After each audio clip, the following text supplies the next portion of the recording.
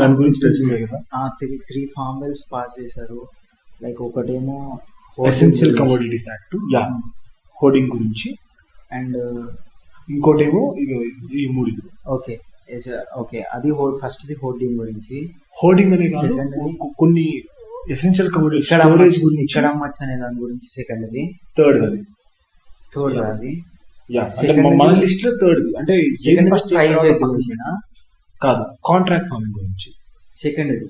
Second empowerment and protection agreement on price assurance and farm services. అంటే just ఒక trader వచ్చి farmer తో కలిసి ఒక ప్రైస్ అష్యూరెన్స్ ఇచ్చి పెట్టుకోవడం, కాంట్రాక్ట్ ఫార్మింగ్. సో ఇవి 3 పాస్ చేసారు.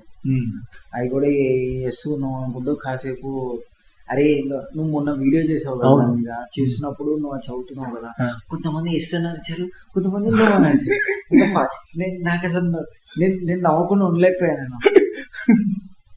ఓకే, మన రాజ్యసభ వాయిస్ ఓట్ గురించి ఒకసారి మనం మళ్ళీ వెళ్దాం. మనం ఫస్ట్ ఈ 3 బిల్స్ గురించి డిస్కస్ చేద్దాం మనం. ఓకే, ఈ 3 బిల్స్ బేసిక్ ఇంపాక్ట్ ఏమి ఉండొచ్చు అన్నట్లు. Okay, first essential commodities act. అవును, ఇంతకీ వీటి గురించి మీ నాన్న చూసాడా? వీటి గురించి మా నాన్న, ఫస్ట్ ఆఫ్ ఆల్ మా నాన్నకి ఒక విషయం, ఏది వీళ్ళు ఎన్ని బిల్స్ పాస్ చేసినా ఈ గ్రౌండ్ లో కొంచెం కూడా ఫరక్ పడదని మా నాన్న తెలుసు. సో ఫర్ ఎగ్జాంపుల్ ఇప్పుడు ఉంది ఎసెన్షియల్ కమోడిటీస్ యాక్ట్. ఓకే, మహా అయితే స్టోరేజ్. ఇప్పుడు మా ఊర్లో పండించేది ఏంటి? Rice, corn. ఇవి గవర్నమెంటే, ఇవి గవర్నమెంట్ స్టోర్ చేసింది. అంటే దాని స్టోరేజ్ ఇష్యూస్ వల్ల రైస్ ప్రైస్ ఎప్పుడు పడిపోలేదు. సో అది దీని ఏమంటారు? సో మాకు అసలు సంబంధం లేదు, ఇన్సిగ్నిఫికెంట్ మాకు. కానీ ఆనియన్ ఫార్మర్స్ కి కొన్ని టైప్ ఆఫ్ క్రాప్స్ కి పనికి వచ్చింది, పెరిషబుల్స్ కి పనికి వచ్చింది కొన్ని. ఓకే, ఏదో ఒకటి పక్కన పెడితే కాంట్రాక్ట్ ఫార్మింగ్ అసలు మా నాన్న ఈ కాంట్రాక్ట్లు అందరి ఇది లైక్ వీళ్ళు ఎప్పుడు ఫార్మర్స్ ఇంట్రెస్ట్ అయి సర్వ్ చేస్తాయని చెప్పి మా నాన్న అసలు లైక్ నమ్మడది.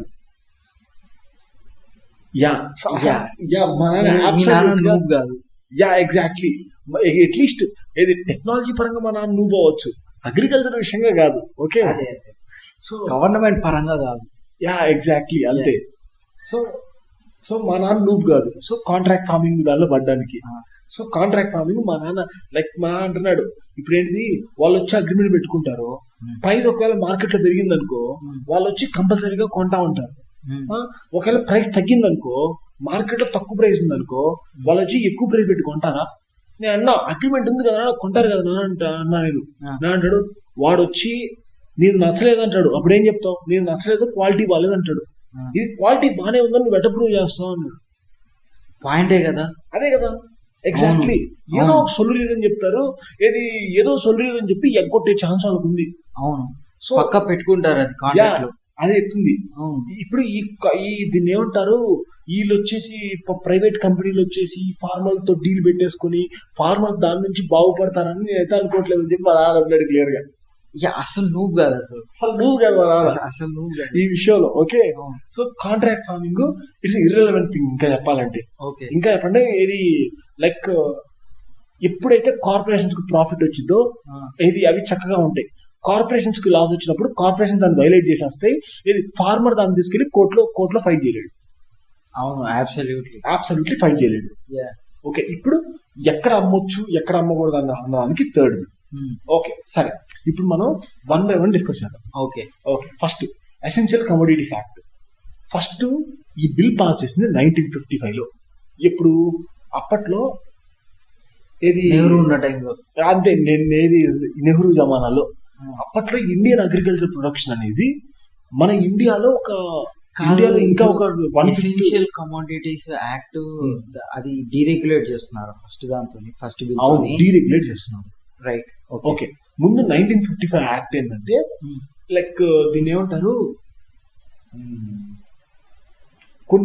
కొన్ని ఎసెన్షియల్ ఐటమ్స్ ఏవైతే ఉన్నాయో, రైసు, ధాన్యాలు, కొన్ని అవసరమైనన్ని, అసలు ఇంకా చెప్పాలంటే అది ఓన్లీ అగ్రికల్చర్ కాదు, అన్నిటికీ బ్లాంకెట్ గా అప్లై అయ్యేలాగా ఒక ఎసెన్షియల్ కమోడిటీస్ యాక్ట్. ఇండియాలో ప్రస్తుతానికి మేజర్ గా అవసరమైన గూడ్స్ ఏవైతే ఉన్నాయో వాటిని ప్రైవేట్ కంపెనీస్ కానీ ప్రైవేట్ ట్రేడర్స్ కానీ ఎక్కువగా స్టోరేజ్ చేయడానికి లిమిట్ లేదు, గవర్నమెంట్ కి లిమిట్స్ పెట్టే రైట్ ఇవ్వడం అన్నమాట. ఓకే, ఆ లిస్ట్ ఉంది కదా, ఆ ఎసెన్షియల్ కమోడిటీస్ ఉన్నాయి కదా, దానిలో వాటర్ వస్తుందా? వాటర్ ఇంక్లూడ్ అవుతుందా? లేదు, వాటర్ ఇంక్లూడ్ అవుతుంది. వాటర్ కమోడిటీ కాదు ప్రస్తుతానికి. Okay okay okay. So recent గా ఫర్ ఎగ్జాంపుల్ కరోనా వైరస్ వచ్చిన తర్వాత మాస్కుల్ని కూడా ఇంక్లూడ్ చేశారు. మాస్కుల్ని కూడా లైక్ మాస్కులు, శానిటైజర్లు అవి ఎవరు హోల్డ్ చేయడానికి వీలు లేదని చెప్పేసి లైక్ అలా ఇప్పుడు కూడా ఇంప్లిమెంట్ చేశారు. ప్రతి దానికి వాడతారు. ఇది బ్లాంకెట్ థింగ్ ఇది. ఓకే. సో ఓకే, ఫస్ట్ అప్పట్లో ఏంటంటే మన ఇండియాలో 1/4 ఫుడ్ అనేది మనమే ఇంకా ఇంపోర్ట్ చేసుకోవాల్సి వస్తుంటది. అసలు ఇంకా ఫుడ్ షార్టేజ్ ఉంది. హంగర్ డెత్స్ అనేవి బాగా పీక్ టైంలో ఉన్న టైం అనమాట. సో అలాంటి టైంలో ఇంప్లిమెంట్ చేసిన లా ఇది. అంటే ప్రతి లా ఫస్ట్ టైం రాసినప్పుడు దానికి సర్కమ్స్టాన్స్ ఉంటుంది కదా. అవునవును. ఓకే, ఇప్పుడు దీనికి ఫస్ట్ టైం అగ్రికల్చర్ లో ఇలా గవర్నమెంట్ వచ్చి ఇలా ఒక దాన్ని ఇంప్లిమెంట్ చెయ్యాలి అనే ఐడియాకి ఫస్ట్ బీజం ఏంటంటే ఇది. రైట్. సో అప్పట్లో హంగర్ ఏరియా అని చెప్పి. ఓకే, దీనికన్నా ముందు ఇంకోసారి ఇండియాలో ఇంప్లిమెంట్ చేశారు ఇట్లా. ఎప్పుడో తెలుసా? విన్స్టన్ చర్చిల్ 1944లో ఇండియా మామూలుగా ఎప్పుడైనా ఇండియాలో ఫుడ్ పండింది కదా. సో ముందు ఇండియన్స్ కి ఫీడ్ చేయడం అనేసి ఇండియాలో ఎవరు ఇండియన్స్ కోసం స్టోర్ చేయకూడదు, ఇండియాలో డైరెక్ట్ గా బ్రిటిష్ తీసుకెళ్లి ఎక్స్పోర్ట్ చేయడానికి మొత్తం ఇంకా వదిలే. ఓకే, మొత్తం పర్మిషన్స్ అవన్నీ తీసుకున్నాడు. వన్ ఆఫ్ ద స్కాండల్ ఏంటంటే తీసుకెళ్ళింది బ్రిటిష్ వార్ ఎఫర్ట్ లోకి, వార్ కి అవసరమైంది తీసుకెళ్లేదు. ఈ వరల్డ్ వార్ 2 అయిపోయిన తర్వాత యుగస్లేవియా అప్పట్లో ఒక యూనియన్, యుగస్లేవియా యూనియన్ తర్వాత డివైడ్ అయిపోయింది. 1950s లోనే ఎప్పుడో. ఓకే, యుగస్లేవియా బ్రిటిష్ మీద వార్కి వచ్చే ఛాన్స్ ఉంది. బ్రిటిష్ మళ్ళీ ఎల్ఐఎస్ మీద. సో ఫ్యూచర్ లో వార్ జరిగిద్దేమో, దానికోసం స్టోరేజ్ కొంచెం ఉంచుకోవాలని చెప్పేసి ఇక్కడ నుంచి ఫుడ్ తీసుకెళ్లి స్టోరేజ్ బఫర్ స్టాక్స్ గా పెట్టుకున్నాడు. దానివల్ల ఇండియాలో మిలియన్స్ ఆఫ్ బెంగాలీస్ చనిపోయారు. ఓకే, గవర్నమెంట్ డైరెక్ట్ గా కమోడిటీస్ మీద కంట్రోల్ అనేది ఫస్ట్ విన్స్టన్ చర్చిల్ యూజ్ చేశాడు. సో విన్స్టన్ చర్చిల్ వెళ్ళిపోయిన తర్వాత మళ్ళీ ఇండియాలో ఫుడ్ షార్టేజ్ ఉన్నప్పుడు ఇంప్లిమెంట్ చేసిన లా ఇది. నెహ్రూ టైంలో ఇంప్లిమెంట్ చేసిన లా ఇది. 1968లో నార్మన్ బర్లాక్ అని చెప్పి గ్రీన్ రెవల్యూషన్ తీసుకొచ్చారు. దాని గురించి మనం ఇంతకుముందు మాట్లాడుకున్నాం మనం. అది అయిపోయింది. సో గ్రీన్ రెవల్యూషన్ వచ్చిన తర్వాత ఇండియాలో ప్రొడక్షన్ అనేది భయంకరంగా పెరిగిపోయింది. ఓకే, సో దీనికి ఫన్నీ ఎగ్జాంపుల్ ఉంటుంది. ఒకడు పాపులేషన్ బాంబ్ అని చెప్పి ఒక బుక్ రాశాడు అన్నమాట అప్పట్లో. వాడు 1960s వాడు వచ్చేసి ఫ్యూచర్ లో పాపులేషన్ పెరిగిపోయింది, ఒక టైం వస్తుంది ఇప్పుడు మన రిసోర్సెస్ ఏమో మామూలుగా పెరుగుతున్నాయి, పాపులేషన్ బాగా ఎక్స్పోనెన్షియల్ గా పెరుగుతుంది. సో అలా పెరిగిపోతే ఒక 1980 తర్వాత 1970 తర్వాత వరల్డ్ ప్రొడక్షన్ పాపులేషన్ కన్నా రిసోర్సెస్ తగ్గిపోతాయి, అప్పుడు ఇంకా మ్యాసివ్ ఫెమైన్స్ వచ్చేస్తాయి అని చెప్పేసి ఆల్మోస్ట్ డిస్టోపియన్ బుక్ రాశాడు అనమాట. అందులో ఏముందంటే ఇండియాకి అవసరమైన గ్రెయిన్స్ అనేది ఇండియా ఎప్పుడు పండించుకోలేదు, ఎందుకంటే ఇండియా పాపులేషన్ పెరుగుతూనే ఉంది అన్నట్లు రాస్తాడనమాట వాడు. ఈ బుక్ 1968లో పబ్లిష్ అయింది. 1968లో India first time like export చేసింది. రైట్. ఓకే, పబ్లిష్ అయిన ఇయరే ఎక్స్పోర్ట్ చేసింది ఇండియా. ఓకే ఫైన్, వదిలే. అయితే ఎప్పుడైతే ఇండియాకి అవసరమైన థింగ్స్ ఇండియా పండించుకుని ఇంకా ఎక్స్పోర్ట్ చేయడం మొదలు పెట్టిందో, ఇక గవర్నమెంట్ వచ్చి మీరు స్టోర్ చేయకూడదని చెప్పడం ఏంది అంటే ఇంకా ఆల్మోస్ట్ ఇది అప్పుడే అవుట్డేట్ అయిపోయింది లా. ఇది కంప్లీట్లీ అవుట్డేటెడ్ లా. ఇది ఎసెన్షియల్ కమోడిటీస్ యాక్ట్, తెలుగులో నిత్యావసర వస్తువుల బిల్లు. ఓకే, ఇప్పుడు రీసెంట్ గా ఎసెన్షియల్ కమోడిటీస్ యాక్ట్ 2020 ఏంటంటే మీరు స్టోరేజ్ కి ఎలాంటి లిమిట్స్ లేకుండా స్టోరేజ్ చేసుకోవచ్చు. అంటే స్టోరేజ్ మీద లిమిట్స్ పెట్టే రైట్ అనేది గవర్నమెంట్ కి ఇవ్వకుండా తీసేసుకోవడం. గవర్నమెంట్ రైట్ ఇచ్చేస్తుంది ఇంకా. అంటే స్టోరేజ్ మీద లిమిట్స్ పెట్టే రైట్ ఇప్పుడు గవర్నమెంట్ కి లేదు. ఓకే, అన్లెస్ అగైన్ ఎమర్జెన్సీ ఒక చిన్న ఎక్సెప్షన్స్ ఏంటంటే ప్రైజెస్ ఒకేసారి 100% ఇంక్రీజ్ ప్రైజెస్ వస్తే, లేదా 100% అనేది మెన్షన్ చేసిరా? మెన్షన్ చేశారు. ఓకే ప్రైజెస్ ఏది ఓకే పెరిషబుల్ వాటికి 100%, నాన్ పెరిషబుల్ వాటికి 50%. ఏది ప్రైజెస్ ఇంక్రీజ్ అయితే తప్పిస్తే ఏది గవర్నమెంట్ దీన్ని ఇంప్లిమెంట్ చేయలేదు. పెరిషబుల్ నాన్ పెరిషబుల్ ఏంటి? పెరిషబుల్ అంటే ఏది ఒక డెడ్ లైన్ ఉంటుంది, దీని తర్వాత ఇంకా పాడైపోతాయి అని చెప్పి. నాన్ పెరిషబుల్ అంటే లైక్ ఎల్లకాలం రైస్ నాన్ పెరిషబుల్. ఓకే అదే వెజిటేబుల్స్ పెరిషబుల్. రైట్ అట్లా. ఓకే ఇది 50% 100% అయితే గవర్నమెంట్ కి మళ్ళీ గవర్నమెంట్ ఎంటర్ అవడానికి ఛాన్స్ ఉంది. అదొకటి. ఇంకోటి ఏంటంటే ఏదైనా వార్ టైంలో కానీ యుద్ధం వచ్చినా లైక్ కరువు వచ్చినా, మళ్ళీ మనకి ఇండియాలో 1967 తర్వాత కరువు ఎప్పుడు రాలేదు మళ్ళీ. ఓకే సో కరువు వచ్చినా మళ్ళీ దాన్ని ఇంప్లిమెంట్ చేసుకునే రైట్ ఇచ్చుకుంది. సో ఎమర్జెన్సీ టైంలో మాత్రమే ఆ పవర్స్ ఎమర్జెన్సీ పవర్స్ గా మార్చుకుంది ఇంకా చెప్పాలంటే. ఓకే సో ఇప్పుడు దాన్ని ఏమంటారు, ఆనియన్స్ ని, ఏది బంగాళదుంపని, ఏది గ్రౌండ్ నట్ ని, సన్ఫ్లవర్ అదే ఆయిల్ సీడ్స్ ని, మొత్తము కొన్ని డ్రై ఫ్రూట్స్ ని, కొన్ని కొన్ని కొన్ని కొన్ని సెట్ ఆఫ్ థింగ్స్ ని తీసేసింది లిస్ట్ లో నుంచి. ధాన్యాలు, పప్పు ధాన్యాలు, ఆయిల్స్, ఉల్లిగడ్డ, బంగాళదుంప ఈ లిస్ట్ నుంచి తీశారు. అయితే నీకు ఇది మనం అనుకుంటున్నాం నిన్నే యూపీ గవర్నమెంట్ ఏది రైట్ అవునవును కామ్రేడ్ యోగి ఆదిత్యనాథ్ దీన్ని ఇగ్నోర్ చేశాడు అన్నావు కదా. ఎగ్జాక్ట్లీ. అలా చెయ్యొచ్చా అసలు? ఇప్పుడు అక్కడ ఆలూస్ 100% ప్రైస్ పెరిగితే చేయొచ్చు, కానీ ఇప్పుడు ఏంటంటే ఇందులో కూడా కొంచెం ఆర్బిటరీ ఉంది. గవర్నమెంట్ ఆలూస్ పెరిషబుల్ నాన్ పెరిషబుల్ 50% అనుకుంటా నాన్ పెరిషబుల్. ఓకే ఇప్పుడు ప్రాబ్లం ఏంటంటే ఇందా 50% 100% క్లాస్ చెప్పే చూసావా, అది గవర్నమెంట్ లూప్ హోల్ లాంటిది. అంటే ఎట్లా అంటే మేము డీరెగ్యులేట్ చేస్తున్నట్లే. ఇప్పుడు 50% అంటారు, 50% ఎప్పుడుతో కంపేర్ చేస్తారు? వాళ్ళు ఇష్టం వచ్చిన ప్లేస్ తీసుకుని 50% అని పెడతారు. ఓ చూడండి మాకు లిమిట్ వచ్చేసింది, మాకు పవర్ వచ్చేసింది, మేము ఆపేస్తాం దాన్ని. అరే అవునవును, దాని మీద ఏమి పెట్టలేదా? దాని మీద లిమిటేషన్స్ ఏం పెట్టలేదు. అది లూప్ హోల్ అది. ఓకే రైట్ ఆలు hoarding like 1 week time period ఏం పెట్టినట్లేదు. 1 వీక్ లో 50% పెరగడము, లేకపోతే అవునరా రే మంచి నీట్ గా లూప్ హోల్ పెట్టుకున్నారు. ఎందుకు ఆ లూప్ హోల్? ఎప్పుడన్నా పీపుల్ సడన్ గా ఏది ఇప్పుడు గవర్నమెంట్ కి ఎప్పుడు వచ్చే ప్రాబ్లం ఏంటంటే, గవర్నమెంట్ కి వచ్చే ప్రాబ్లం ఎప్పుడు కాన్స్పిరసీ ఏంటంటే అది వాళ్ళు కాన్షియస్ గా చేశారా లేకపోతే ఇన్కాంపిటెంట్ గా చేశారా? డెఫినెట్ కాన్షియస్ గానే చేస్తున్నారు. చూడు మన ఇండియాలో పాలసీ పీపుల్ వాళ్ళు ఇన్కాంపిటెంటే, కానీ మరీ లూప్ హోల్స్ ఇది పెట్టడం ఇన్కాంపిటెంట్ గా లూప్ హోల్స్ పెట్టేవాళ్ళు కాదు. వాళ్ళు డెలిబరేట్ గానే లూప్ హోల్స్ పెట్టినారు. నెట్లేదు సరే కుదిరేది. ఓకే కానీ యోగి ఆదిత్యనాథ్ గవర్నమెంట్ ఏది లైక్ ఆలు మీద ఏది ఆలు హోర్డింగ్ కి ఎగనెస్ట్ గా లా పాస్ చేసి ప్రైవేట్ ఏది వాళ్ళందరినీ మీరు ఇంకా స్టోర్ చేయడానికి వీలు లేదు, అందరూ ఆపేయండి అని చెప్పేసి లైక్ ఒక లా అయితే పాస్ చేసింది.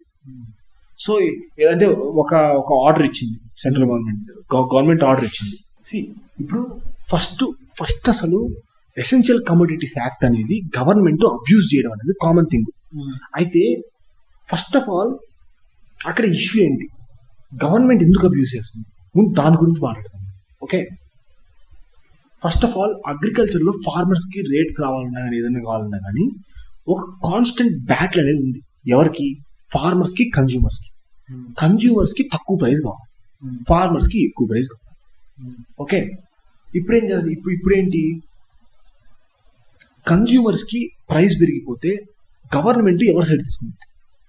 కన్జ్యూమర్స్ ప్రైస్ పెరిగి ఫార్మర్స్ కి మంచి రేట్ వస్తుంది, మీరు కొంచెం ఎక్కువ పే చేయండి అని చెప్పి ఎప్పుడన్నా ఇండియన్ గవర్నమెంట్ ఎప్పుడన్నా దాని హిస్టరీలో అనిందా? అనలేదు.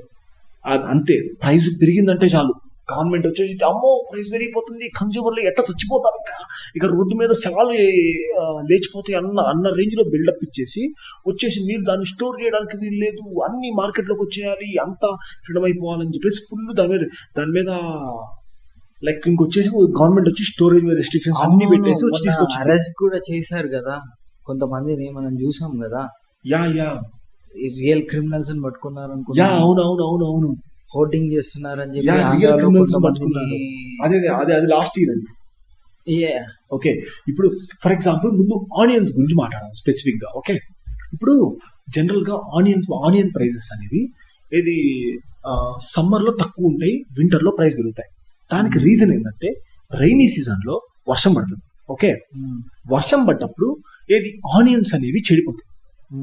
ఓకే, ఇప్పుడు ఏంటిది రైనీ సీజన్ లో చెడిపోతాయి కాబట్టి దాని హార్వెస్ట్ అనేది వింటర్ లో వస్తుంది.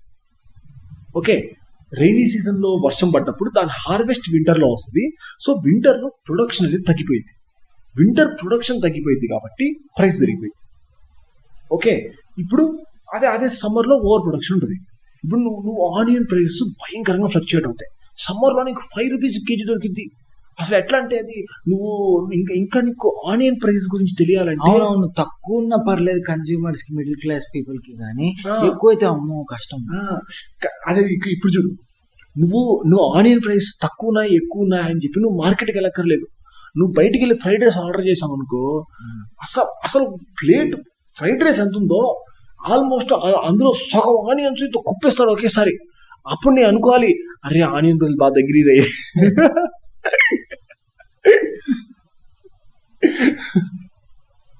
అసలు నువ్వు వద్దన్నా ఇస్తాడు ఆడియన్స్. ఓకే, అది పానీపూరి వాడు కూడా ఇస్తాడు. పానీపూరి వాడు కూడా అసలు కప్పు నిండేసేస్తాడు అది సమ్మర్ లో. ఇప్పుడు విషయం ఏంటంటే ఇప్పుడు ఆనియన్స్ పెరిషబుల్ ప్రొడక్ట్స్ కాదు, అవి నాన్ పెరిషబుల్. అంటే నువ్వు ఆనియన్స్ ని లిటరల్ గా కొన్ని మంత్స్ స్టోర్ చేయొచ్చు. సో నువ్వు అట్లీస్ట్ ఆనియన్స్ ని 6 మంత్స్ స్టోర్ చేయకపోయినా 3 మంత్స్ స్టోర్ చేసిన సమ్మర్ లో ఆనియన్స్ ని స్టోర్ చేసి ఏది రైనీ సీజన్ లో వాడి రైనీ సీజన్ లో స్టోర్ చేసి ఏది వింటర్ కి వాడచ్చు. మరి ఎక్కువ నాలుగు స్టోర్ చేయకూడదు అనుకుంటే, అర్థమైందా? ఓకే, ఇప్పుడు మనం స్టోర్ చేసి లిటరల్ గా అమ్మగలిగిన ప్రోడక్ట్ అది. సో అలాంటి ప్రోడక్ట్ ఎందుకు ఇంత ఫ్లక్చుయేషన్ వస్తుంది? ఇంత ఫ్లక్చుయేషన్ ఎందుకు వస్తుంది? ఇప్పుడు ఎప్పుడన్నా ఒక బేసిక్ కామన్ సెన్స్ ఏంటి, అరే మార్కెట్ లో భయంకరంగా ప్రైస్ తక్కువ ఉందంటే ఏంటి, అరే ఓవర్ సప్లై అయిపోయిందనే. అసలు ఓవర్ సప్లై భయంకరంగా, అసలు వద్దన్నా ఆనియన్స్ వస్తున్నాయి, ఎవడు తినేవాడు కూడా లేడు, భయంకరంగా ఆనియన్స్ వస్తున్నాయి. అప్పుడు ఏం చేయాలి? అవి తీసుకెళ్లి దాచిపెట్టాలి. దాచిపెట్టి తర్వాత ఆనియన్ ప్రైస్లు ఎప్పుడైతే పెరుగుతాయి, ఎందుకు ఆనియన్ ప్రైస్ పెరుగుతున్నాయి? ప్రొడక్షన్ అనేది తక్కువ ఉంది కాబట్టి. సో తక్కువ ప్రొడక్షన్ ఉన్నప్పుడు అది మార్కెట్లో ఇన్ఫ్యూజ్ చేయాలి. సో అది బేసిక్ కామన్ సెన్స్. అది ఇంకా చెప్పాలంటే దీన్ని ఏమంటారు, అది ప్రైవేట్ వాళ్ళు చేయక్కర్లేదు, ఇది ఎవరు చేయక్కర్లేదు. అసలు దీన్ని ఏమంటారు, ప్రైవేట్ ఎవరు లాభపడతారు కాదు, అందరూ లాభపడతారు దీనిలో.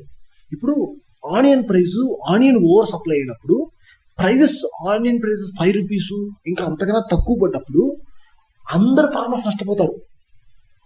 ఓకే, అదే కొంతమంది ప్రైవేట్ వాళ్ళు లేకపోతే కొంతమంది ఫార్మర్స్ ఎవరో ఒకళ్ళు ఇనిషియేటివ్ తీసుకొని ఏదో ఒక కోల్డ్ స్టోరేజ్ వాళ్ళకి కోల్డ్ స్టోరేజ్ కాస్ట్ చాలా చీప్ ఉంటుంది. ఓకే, చాలా చీప్ ఉంటుంది స్టోరేజ్ కాస్ట్. ఓకే, సో ఇప్పుడు అది తీసుకొని కొన్ని టన్స్ ఆఫ్ ఆనియన్స్ ని వాళ్ళు డైరెక్ట్ గా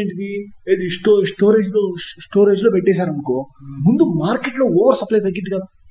మార్కెట్ లో ఓవర్ సప్లై తగ్గి కొంచెం ప్రైజెస్ అనేవి 5 రూపీస్ నుంచి 20 రూపీస్ అలా అడ్జస్ట్ అయినాయి అనుకో, అందరి ఫార్మర్స్ కి డీసెంట్ ప్రైస్ వస్తుంది. ఓకే, ఎట్లా అంటే మార్కెట్ స్పిల్లేజ్ అనేది చాలా లీతల్ గా ఉంటుంది. నువ్వు 10% ఎక్కువ ఓవర్ ప్రొడక్షన్ వచ్చినా ప్రైస్ అనేది భయంకరంగా పడిపోయింది. ఓకే, అంతే, ప్రైస్ అనేది భయంకరంగా పడిపోయింది 10% ఓవర్గా వచ్చినా కానీ. ఇప్పుడు ఇదే పని అదే ఒక 10% తీసుకు స్టోర్ చేసాం అనుకో, సో అది వచ్చింది. ఈవెన్ మా లో ప్రొడక్షన్ ఉన్నప్పుడు కూడా అదే ఇష్యూ, లో సప్లై ఉన్నప్పుడు అదే ఇష్యూ. ఏమైందంటే నువ్వు 10% తక్కువ ఉన్నా కానీ నీకు 90 పీపుల్ 90 ఆనియన్స్ ని 100 పీపుల్ కాంపిటీషన్ ఫీల్ అవుతున్నప్పుడు టాప్ 90 పీపుల్ ఎంత ప్రైస్ చేయగలరని దాని మీద వస్తుంది. నువ్వు 10% 20% మార్కెట్ లోంచి తీసేసిన ప్రైస్ ఒకేసారి డబల్ త్రిబుల్ అయిపోయింది. ఓకే, డబల్ త్రిబుల్ అయిపోయింది ప్రైస్. దీన్ని ఏమంటారు, అవి లీనియర్ గా ప్రపోర్షనల్ గా ఉండవు, అవి డ్రాస్టిక్ గా ఉంటాయి. నువ్వు 10% 20% ఎక్కువైనా డ్రాస్టిక్ గా పడిపోతే కొనుక్కునే వాళ్ళు ఎంత పే చేయడానికి రెడీగా ఉన్నారు డిపెండ్ అవుతుంది. ఎగ్జాక్ట్లీ. సో ఇప్పుడు విషయం ఏంటంటే ఏది ఇప్పుడు ఇక్కడ ఏది సమ్మర్ లో ఆనియన్ స్టోర్ చేసి వింటర్ లో ఎందుకు యూజ్ చేయట్లేదంటే, సమ్మర్ లో ఆనియన్ స్టోర్ చేస్తే ఏది స్టోర్ చేసినోడు ఏదో పెద్ద భూతాలు పిశాచాలు అన్నట్లు ఏది గవర్నమెంట్ వచ్చి వాళ్ళని అరెస్ట్ చేయడం మొదలు పెట్టింది. ఇదిగో వీళ్ళు ద రియల్ క్రిమినల్స్ అన్నమాట. వా థింగ్స్ ఆఫ్ ద గవర్నమెంట్. ఇది గవర్నమెంట్ మాత్రమే ఇలాంటి పనులు చేయగలదు. Illegal hoarding. Oh my God, అసలు సీరియస్ గా దీన్ని ఏమంటారు? They are catching the real criminals. Exactly, they are catching the real criminals.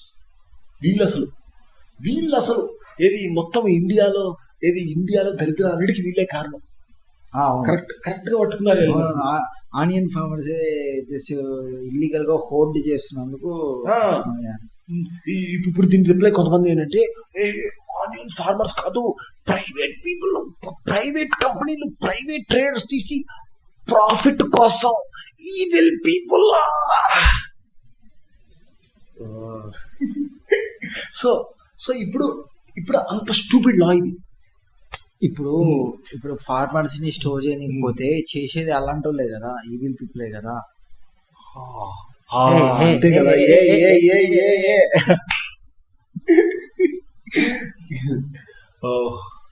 So అది విషయం. ఇప్పుడు ఏది నువ్వు జస్ట్ ఒక small amount of onions store చేస్తేనే అదొక ఇల్లీగల్ థింగ్, గవర్నమెంట్ వచ్చి కేసులు బుక్ చేసింది. అసలు అమ్మో ఎంతెంత పని చేసామని చెప్పి తీసుకొని అరెస్ట్ చేసింది. అండ్ ప్రాబబ్లీ టీవీలో ఫోటోలు కూడా పెట్టుకుంటారు. అరే పెడతారు, అరే చూడండి ఇల్లీగల్ గా ఆనియన్స్ దాచిపెట్టింది ఇల్లే అని చెప్తారు. వాళ్ళేమో ముఖం దాచేసుకుంటూ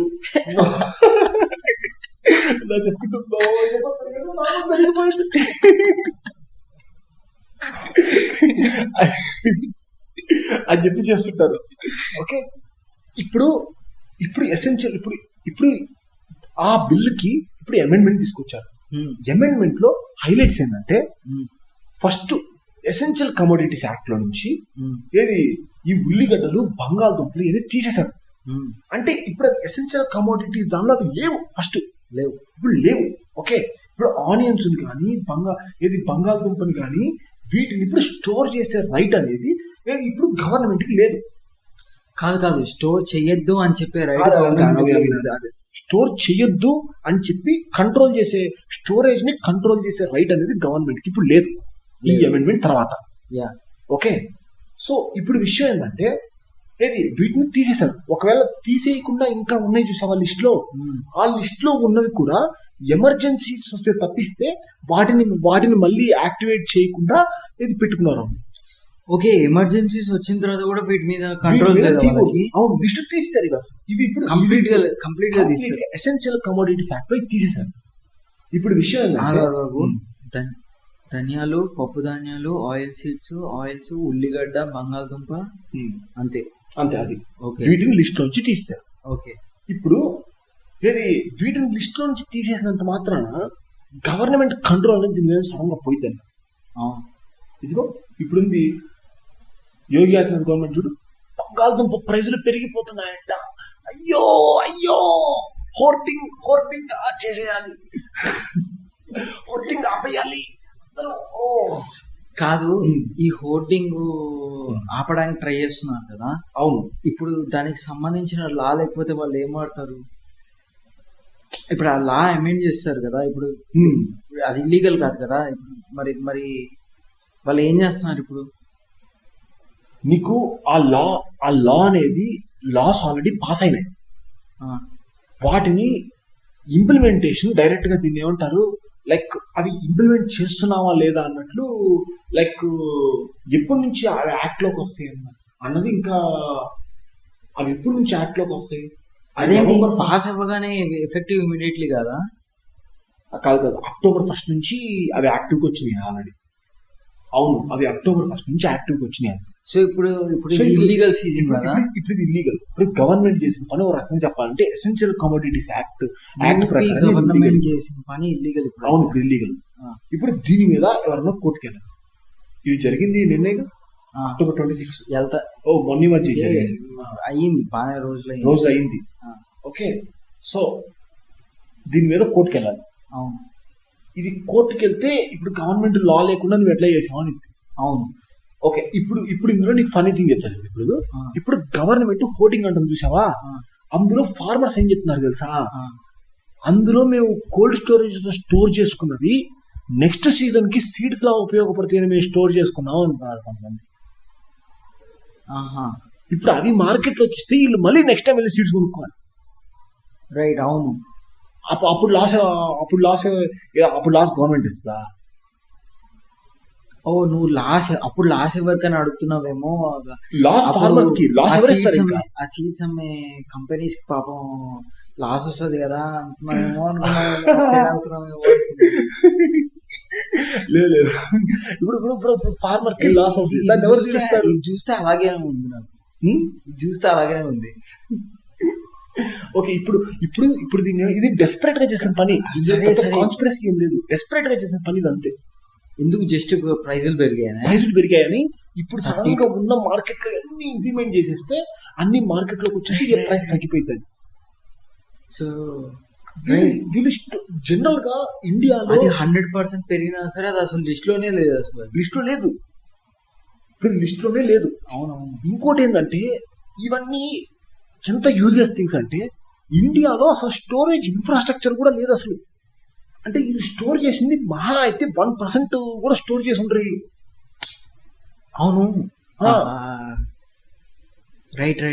సో వీళ్ళు ఒక 1% ఎక్స్ట్రా వచ్చినంత మాత్రం మార్కెట్ అంత తేడా రాదు నీకు. అవును, మార్కెట్ లో డిమాండ్ ఎంతైతే ఉందో సప్లై అంతకు దగ్గరలో వస్తేనే తేడా వస్తుంది. మరి ఎందుకు పెరిగింది కాస్ట్ ఎందుకు పెరిగిందంటే ఇప్పుడు కరోనా వైరస్ వచ్చిన తర్వాత అసలు ద మోస్ట్ బ్రిలియంట్ ఐడియా అయింది లాక్డౌన్స్ ఇంప్లిమెంట్ చేసేయడం కదా.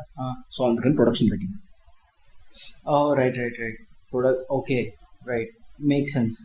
ప్రొడక్షన్ తగ్గింది, ప్రైస్ పెరిగింది, అంతే. అది విషయం.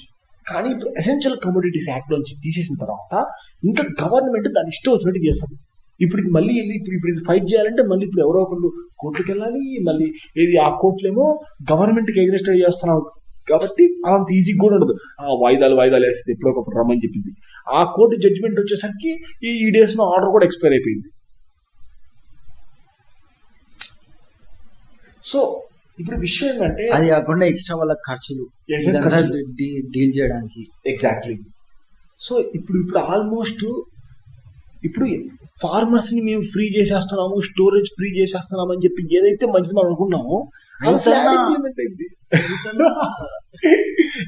ఇప్పుడు గవర్నమెంట్ మైండ్ సెట్ ఎట్లుంటుందంటే ఆల్మోస్ట్ ఫార్మర్స్ కి కన్స్యూమర్స్ కి జరిగే ఫైట్ లో government 100% of the times consumer side తీసుకుంది, ఫార్మర్స్ ని ఎరిపాపాలు చేస్తుంది.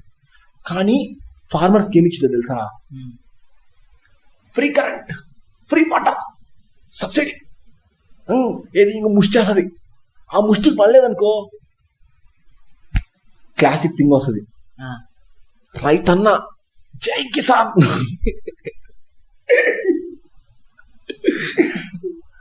నీకు అబ్సల్యూట్ గా ఇప్పుడు జరుగుతుంది అదే. నీకు అర్బన్ కన్స్యూమర్ కాస్ట్ పెరిగితే వాడు ఊరుకోడు, వాడికి మనం తక్కువ కాస్ట్ ఇవ్వాలి. మిడిల్ క్లాస్ ఎగ్జాక్ట్లీ, ఇది మిడిల్ క్లాస్ తిరని. ఇప్పుడు మిడిల్ క్లాస్ వాళ్ళు ఏది మాకు తక్కువ ప్రైస్ కావాలని చెప్పి గవర్నమెంట్ డిమాండ్ చేస్తున్నారు. సో గవర్నమెంట్లు అది వచ్చి అవి డెలివర్ చేస్తున్నాయి.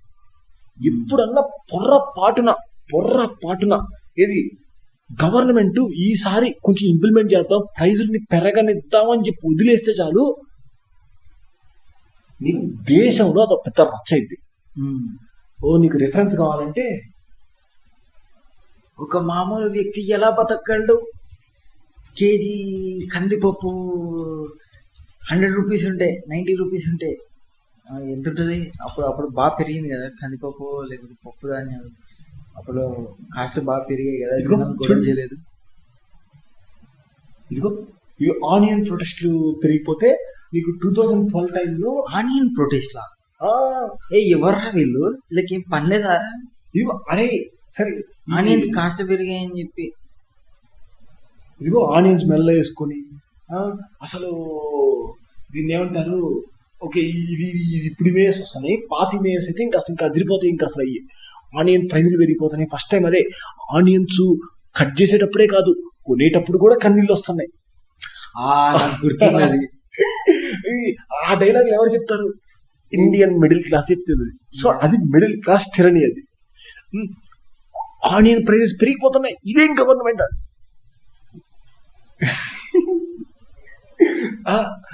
సో ఇప్పుడు ఆనియన్ ప్రైజెస్ పెరిగిపోతే గవర్నమెంట్ ఫస్ట్ రెస్పాండ్ అయిపోయింది. అంతేగాని ఏది లైక్ ఫార్మర్స్ కి ఆనియన్ ప్రైజ్ 5 రూపాయలు 10 రూపాయలు వస్తుంది. గవర్నమెంట్ ఏం చేసింది? ఏం బిగింది? ఏమీ బిగదు. గవర్నమెంట్ ఏంటిది మళ్ళీ కొన్నిసార్లు ఏం చేసింది? అదే ప్రాఫిట్ ఎక్కువ రానియట్లేదు, లాస్ వాళ్ళ మీద వస్తుంది. ఎగ్జాక్ట్లీ, అవును, ఎగ్జాక్ట్లీ. ఇప్పుడు చాలా మంది ఇంకా చెప్పాలంటే ఫార్మర్స్ కొన్నిసార్లు ఇంకా ఇంకో పెద్ద ఇష్యూ ఏంటంటే, అట్లీస్ట్ ఇండియాలో స్టోరేజ్ దీని గురించి పక్కన పెడదాం. ఇంకోటి ఏంటంటే ఎక్స్పోర్ట్ ఇంపోర్ట్స్. ఓకే, ఎక్స్పోర్ట్స్ ఇష్టం వచ్చినప్పుడు బ్యాన్ చేస్తుంది. ఎక్స్పోర్ట్ ఇష్టం వచ్చినప్పుడు ఇంపోర్ట్స్. ఇప్పుడు అది మార్చారా ఏమన్నా? ఏం మార్చాలి, అది ఇంకా అలాగే ఎక్స్పోర్ట్ ఇంపోర్ట్ కంట్రోల్ ఇంకా గవర్నమెంట్ చేతిలోనే ఉంది. ఇంకా ఎక్స్పోర్ట్ కంట్రోల్ ఉంది. నైస్ లేకపోతే ఎలాగా? ఇప్పుడు దీన్ని ఏమంటారు, ఒక 2 క్లాసిక్ ఎగ్జాంపుల్స్. ఓకే, ఆనియన్ ప్రైస్లు పెరిగిపోతున్నప్పుడు ఎక్స్పోర్ట్స్ బ్యాన్ చేస్తారు. రీసెంట్ గా అయితే ఏది ఎక్స్పోర్ట్స్ బ్యాన్ చేయడం ఒకటి కాకుండా ఆల్రెడీ ప్రీవియస్ గా ఇండియా నుంచి ఆర్డర్ చేసుకున్నారు చూసావా? ఆల్రెడీ ఆర్డర్ చేసుకుని అవి ఆల్రెడీ ఇంకా బయలుదేరుతున్నాయి, ట్రాన్సిట్ లో ఉన్నాయి అని చెప్పి మధ్యలో ఉన్నాయి చూసావా? వాటిని కూడా ఆపేయండి. అసలు ఇంకా ఆ పోర్టు వైపుకి వెళ్తున్నాయి కూడా అక్కడ ఆపేయండి. ఇంకా ఆనియన్స్ అక్కడ వెళ్ళడానికి లేదు, మొత్తం వెనక్కి తీసుకురండి. ఒక రోజు నిద్ర లేచి మోడీ గవర్నమెంట్ తీసుకుంటే ఇచ్చినది. ఆల్రెడీ ఆర్డర్లు ఇచ్చారు, ఆర్డర్ కన్ఫర్మ్ చేసాం, బయలుదేరిని ఉన్న ఆర్డర్స్ కూడా వెనక్కి తీసుకొచ్చారు. ఎందుకు? బీహార్ ఎలక్షన్స్ దగ్గరలో ఉన్నాయి కదా. రైట్, బీహార్ ఎలక్షన్స్ దగ్గరలో ఉన్నాయి. ఆనియన్ ఫార్మర్స్ అంతా మహారాష్ట్రలో ఉన్నారు. సో ఇంకేమి, బీహార్ ఎలక్షన్స్ దగ్గరలో ఉన్నాయి. అంతకన్నా ఇంపార్టెంట్ థింగ్ ఏంటి చెప్పు? ఇంకా నాకు అర్థం కాలేదు దాని అర్థం ఏంటి. అంటున్న దాని అర్థం ఏంటి? ఆనియన్ ఫార్మర్స్ కనెక్షన్ ఏంటి? మహారాష్ట్రలో ఉన్నారు. ఓకే, కన్స్యూమర్స్ అన్ని వైపులా ఉన్నారు. బీహార్ లో కూడా ఆనియన్ కన్స్యూమర్స్ ఉన్నారు కదా. ఆనియన్ బీహార్ ఎలక్షన్స్ దగ్గరలో ఉన్నాయి. ఆనియన్ ప్రైస్లు పెరిగిపోతే ఎట్లా? రైట్, కాదు అంటే ఇక్కడికి స్టేట్స్ ఎందుకు ఇన్వాల్వ్ అయ్యాయో నాకు అర్థం కదా. జస్ట్ ఎలక్షన్స్ దగ్గరలో ఉన్నాయి కదా అంతే. ఓకే, బీహార్ ఎలక్షన్స్ దగ్గరలో ఉన్నాయి అందుకని వాడే అది. ఓకే, సో ఎలక్షన్స్ దగ్గరలో ఉన్నాయి కాబట్టి ఎక్స్పోర్ట్స్ బ్యాన్ చేయడం అనేది ఇంపార్టెంట్. ఆల్రెడీ దారిలో ఉన్న వాటిని కూడా వెనక్కి లాగడం ఇంపార్టెంట్. సో అది ఇప్పుడు ఎక్స్పోర్ట్స్ మీద ఇంకా కంట్రోల్ ఉంది. ఇంకా కొన్నిసార్లు ఏమంటున్నారంటే, అరే మీరు ఎక్స్పోర్ట్ ఇంపోర్ట్ రూల్స్ మార్చమాకండి, మీరు కావాలంటే ఎక్స్పోర్ట్స్ తీసేయండి లేకపోతే పెట్టండి, ఏదో ఒకటి చేయండి, కానీ కన్సిస్టెన్సీ మెయింటైన్ చేయండి అని చెప్పి కాన్స్టెంట్ డిమాండ్ ఉంది. ఇప్పుడు దీనికి ఇంకో ఎగ్జాంపుల్ ఏంటంటే, గ్రీన్ గ్రామ్ రిపోర్ట్ ఉంది. ఓకే, ఇండియాలో ఏది మనం అది ఇంపోర్ట్ చేసుకోకుండా మనం ఇంపోర్ట్ టారిఫ్ వేస్తాం. మనం ఒక 10% 20% ఎంతో ఇంపోర్ట్ టారిఫ్ బాగా వేస్తాం మనం. ఓకే, 10-20 కాదు 50 అంత వేస్తాం మనం, ఎంతో కొంత. ఇప్పుడు విషయం ఏంటంటే, ఒక రోజు సడన్ గా మన ఇండియన్ లెవెల్స్ తో కొంచెం ప్రైస్ పెరిగినట్టు డౌట్ వస్తే సడన్ గా ఇంపోర్ట్ టారిఫ్స్ తీసేస్తారు, ఇంపోర్ట్ చేసేస్తారు, మొత్తం ప్రైస్ మొత్తం డౌట్ కింద పడేస్తారు. ఇప్పుడు కొన అంటే మీరు ఇంపోర్ట్ టారిఫ్లు ఉన్నాయన్న బేస్ తో కదా మేము చేస్తుంది, మీరు సడన్ గా వచ్చి ఇంపోర్ట్ టారిఫ్ ఎట్లా తీసేస్తారు? మీరు ఇంపోర్ట్ టారిఫ్ పెట్టండి, తీసేయండి, ఏదైనా చేయండి, ఒక కాన్స్టెంట్ పాలసీ మెయింటైన్ చేయండి, దానికి తగ్గట్టుగా మేము ప్లాన్ చేసుకుంటాం. రైట్, కానీ ఎక్స్పోర్ట్ ఇంపోర్ట్ కంట్రోల్ మాత్రం ఇంకా గవర్నమెంట్ చేతిలోనే ఉంది. అరే అవునరా, అరే అంత క్యాటిగా ప్రైసెస్ పెడితే బిజినెసెస్ ఎలా చేస్తారు రా అసలు? అంతే మరి. ఫార్మింగ్ అనేది కూడా ఒక ప్రాఫిటబుల్ గా చేయాలి అని ఎలా చేస్తారు? ఇంకా ఫార్మ్ అనేది బిజినెస్ చూస్తే ఎట్లా చేస్తారు? కార్పొరేషన్స్ రావాల్సిందే పక్కా ఇక్కడికి. నీకు నీకు అదే కార్పొరేషన్స్ వచ్చినాయి అనుకో, వాళ్ళు గవర్నమెంట్ మీకు వాళ్ళు మేము చెప్పింది వాళ్ళు అంటారు. లాబీ చేస్తారు కార్పొరేషన్స్ అయితే. ఫార్మర్స్ కి ఎవరు లాబీ చేస్తారు? ఫార్మర్స్ ప్రైస్ ఫీల్ అవ్వరు వాళ్ళు. ఏం చేస్తారు? సబ్సిడీ, అదిగో ఫ్రీ వాటర్, ఫ్రీ కరెంట్, లేకపోతే దీన్ని ఏమంటారు, ఇది లైక్ ఫ్రీ ఫ్రీ ఫ్రీ 6,000 డబ్బులు వేస్తాం, డబ్బులు. ఇంకా ఇంకా ఇంకా ఇంకేం చేస్తారు? స్లోగన్స్, జై కిసాన్, రైతన్న కష్టపడుతున్నాడు కాబట్టి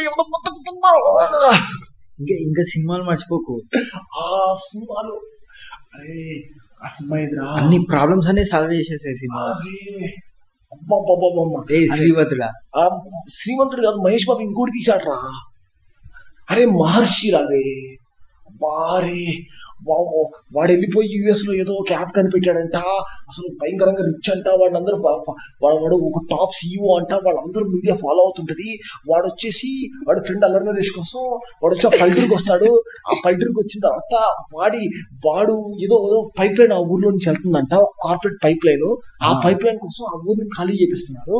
సో దాన్ని ఖాళీ చేపిక అపోజ్ చేసే వాళ్ళు తక్కువ మంది, అందులో వీడి ఫ్రెండ్ అపోజ్ చేస్తున్నాడు. వాడి కోసం వీడు కూడా వెళ్ళాడు ఆడికి. సో వాడు ఫ్రెండ్ని చంపేస్తారు. తర్వాత ఇంకేంటిది, వాడు ఆ ఊర్లో ఉండి మెల్లిగా అగ్రికల్చర్ చూసి నేను కూడా పని చేస్తా అని చెప్పి వెళ్ళి, ఇంతకీ పంచ కట్టుకొని కళ్ళజోడు పెట్టుకున్నాడా? ఒక్కటైనా సీన్ ఉండాలిరా. మహేష్ బాబు అంటే ఉంటుంది, పక్కా ఉంటుంది. అది మెడలో వేసుకుంటారు కదా కండు, నెత్తి కట్టుకుంటాడు. నెత్తి కట్టుకొని కళ్ళజోడు పెట్టుకొని పంచ కట్టుకుంటాడు. పోయి ఏది అసలు దీన్ని ఏమంటారు, ఎవరో ఒక రైతు దగ్గరికి వెళ్ళిపోయి మీరందరూ ఏం చేసినా పండించకపోతే ఎట్లా అని చెప్పి వాడు కూడా వాడతాడు. రైతు సూపర్ అగ్రికల్చర్ అని చెప్పేసి ఇది ఊరికే డబ్బాలు కొడతారు. సో ఎట్లా అంటే నీకు సీరియస్ గా రైతుల్ని రైతన్న బిడ్డలు నీకు చెప్తున్నాను, పల్లెటూరులో ఉన్న రైతులు ఎవరన్నాదంటే వాళ్ళు కేర్ కూడా చేయరు. ఇంకా చెప్పాలంటే రైతులు ఎప్పుడైనా మాట్లాడుకుంటే అరే రైతన్న అన్నారంటే మొదలు వాళ్ళు ఎప్పుడు అంటారు అదే మాట అంటారు. వాళ్ళు ఎవరు కేర్ చేయరు. వాళ్ళు ఎందుకు చేస్తారు వాళ్ళకి తెలుసు, అది ఇల్లు సుల్లేస్తారు తెలుసు వాళ్ళకి. రైతులు తిరిగి కాదు ఓకే, కానీ ప్రాబ్లం ఏంటంటే వాళ్ళు పొలిటికల్ సిస్టమ్ ట్రాప్ అయి ఉన్నారు. వాళ్ళ చేతిలో ఏమీ లేదు. వాళ్ళు గవర్నమెంట్ చేస్తున్న దాన్ని ఇంకా మనం ఏం చేయలేమని చెప్పి యాక్సెప్ట్ చేసి గవర్నమెంట్ ఏం చేస్తుంది, మేము కన్జ్యూమర్ సైడ్స్ తీసుకోవడం వల్ల మీరు నష్టపోతున్నారు కాబట్టి మీకోసం మేము వేరే చోట నుంచి సబ్సిడీలు తీసుకొస్తాం, ఇది తీసుకొస్తాం అన్నప్పుడు వాళ్ళు కనీసం దాన్ని ఇది సరేనా బాబు అదైనా ఇవ్వని చెప్పి దానికి సపోర్ట్ చేస్తారు. దాన్ని అపోజ్ చేసి వీళ్ళెవరు మన ఫ్రీ మార్కెట్ వారియర్స్ వచ్చేసి అసలు ఫ్రీబీస్ నేర్పిస్తున్నారు ఫార్మర్స్ కి. వీళ్ళు ఫార్మర్స్ కి ఫ్రీబీస్ ఇచ్చేస్తున్నారు, అది ఇచ్చేస్తున్నారు, అట్లా చేస్తే ఎట్లా అని చెప్పేసి వీళ్ళు ఫ్రీ మార్కెట్ వారియర్స్ అయిపోతారు. అరే నీకు ఎట్లా అంటే వాళ్ళకి ఎప్పుడు కన్జ్యూమర్స్ ఎగనెస్ట్ గా కన్జ్యూమర్స్ టైం వచ్చింది అనుకో, వాళ్ళు కూడా జస్ట్ ఇంటర్నెట్ లో ఆ రోజు వాళ్ళు ఏ గవర్నమెంట్ తప్పు అలా కంట్రోల్ చేయకూడదు అంటారు. కానీ దాని గురించి ఆ రోజు ఒక మాట అంటారు, దాన్ని వదిలేస్తారు. కానీ ఎప్పుడన్నా పొరపాటున ఫార్మర్స్ కి ఈసారి కొంచెం వర్షాలు పడక మీరు అప్పులో ఉండిపోయారు, మీకు కొంచెం రుణమాఫీ చేస్తామన్నా కానీ రుణమాఫీ అనే స్టూపిడ్ డెసిషన్స్. స్టిల్ ఇప్పుడన్నా పొరపాటున గవర్నమెంట్ మనీ అనేది ఫార్మర్స్ మీద మేము డబ్బులు పెడతాము అని చెప్పి ఎలాంటిదైనా కానీ ఒకటి చిన్నది తీసుకొస్తే చాలు, అరే ఫ్రీబీస్ వచ్చేస్తున్నాయి, వీళ్ళకి ఫ్రీబీస్ ఇచ్చేస్తున్నారు, వీళ్ళు పథకాన్ని అలవాటు చేసేస్తున్నారు, మీరు లైక్ వీళ్ళు క్యాపిటలిస్ట్ వచ్చి teach how to fish, don't give a fish for free.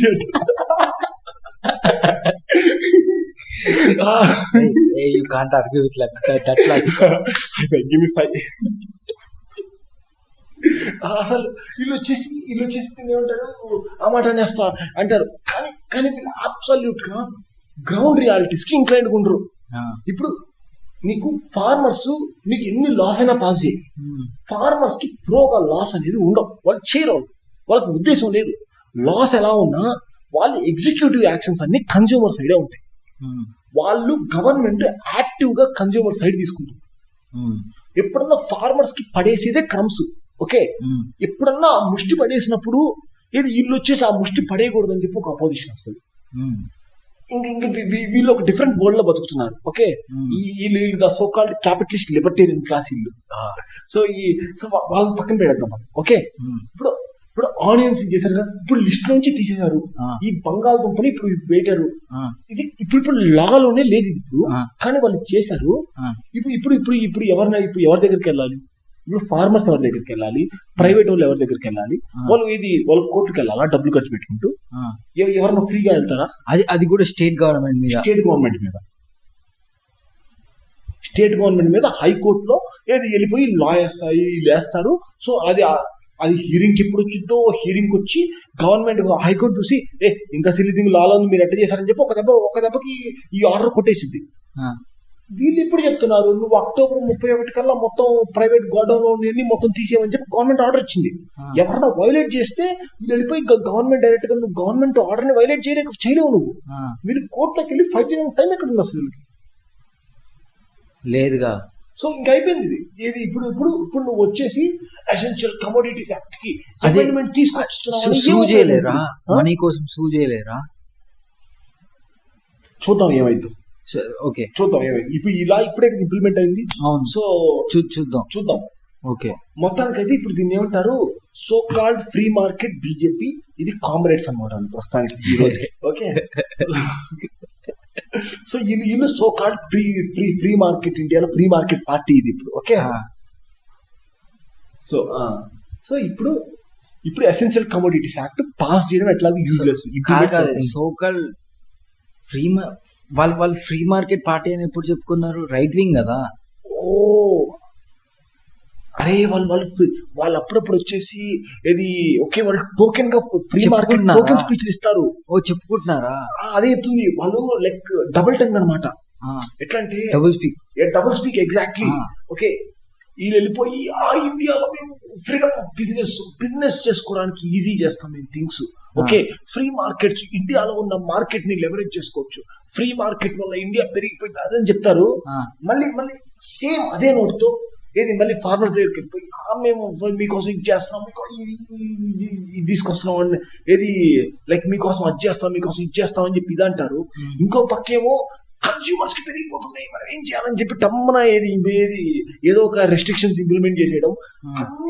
అన్ని ఒకే ర్యాలీతో జరుగుతాయి. ఎక్కడ అవసరమైన ర్యాలీకి అక్కడ అంతే. సో అది మ్యాటర్. సో అది విషయం at the end of the day. ఇప్పుడు వీళ్ళు అర్బన్ కన్స్యూమర్స్, వాళ్ళకి మనం నిజంగా డెలివర్ చేయాలి. ఈ ఫార్మర్స్ కి మనం డెలివర్ చేయక్కర్లా, వాళ్ళని మనం బురిడి ఇంకో రకం కొట్టియొచ్చు అని చెప్పి మైండ్ సెట్ గవర్నమెంట్ కి ఎప్పటి నుంచో ఉంది. ఓకే, ఇప్పుడు వచ్చేసి ఎక్కువ మంది లేరుగా ఫార్మర్స్. సో లైక్ వాళ్ళకి ఓట్స్ పోయేది పెద్దగా ఏం ఉండదు. ఫార్మర్స్ ఓట్ బ్యాంక్ బాగానే ఉంది ఫార్మర్స్. అవునా? ఫార్మర్స్ ఓట్ బ్యాంక్ ఉంది. మరి స్టిల్ ఇది ఎలా వర్క్ అవుతుంది? ఎందుకు వర్కౌట్ అవుతుందంటే రూరల్ ప్లేసెస్ లో కాస్ట్ ఇష్యూస్ ఎక్కువ రేజ్డ్ గా ఉంటాయి, గ్రూప్స్ ఎక్కువ రేజ్డ్ గా ఉంటాయి. ఓకే, లైక్ వాళ్ళు వేరే ఇష్యూస్ తో డివైడ్ చేస్తున్నారు పీపుల్. ఓకే, వాళ్ళు పీపుల్ ని డివైడ్ చేస్తున్నారు కన్నా పీపుల్ కూడా డివైడెడ్ గా ఉన్నారు. ఓకే, ఇది కాస్ట్ ఒకటే కాదు ఇష్యూ. ఇంకా చెప్పాలంటే చాలా లోకల్ ఫ్యాక్టర్స్ కూడా చాలా ఉంటాయి. ఫర్ ఎగ్జాంపుల్ మా ఊరుంది, మా ఊర్లో 2 వీధులు ఉన్నాయి.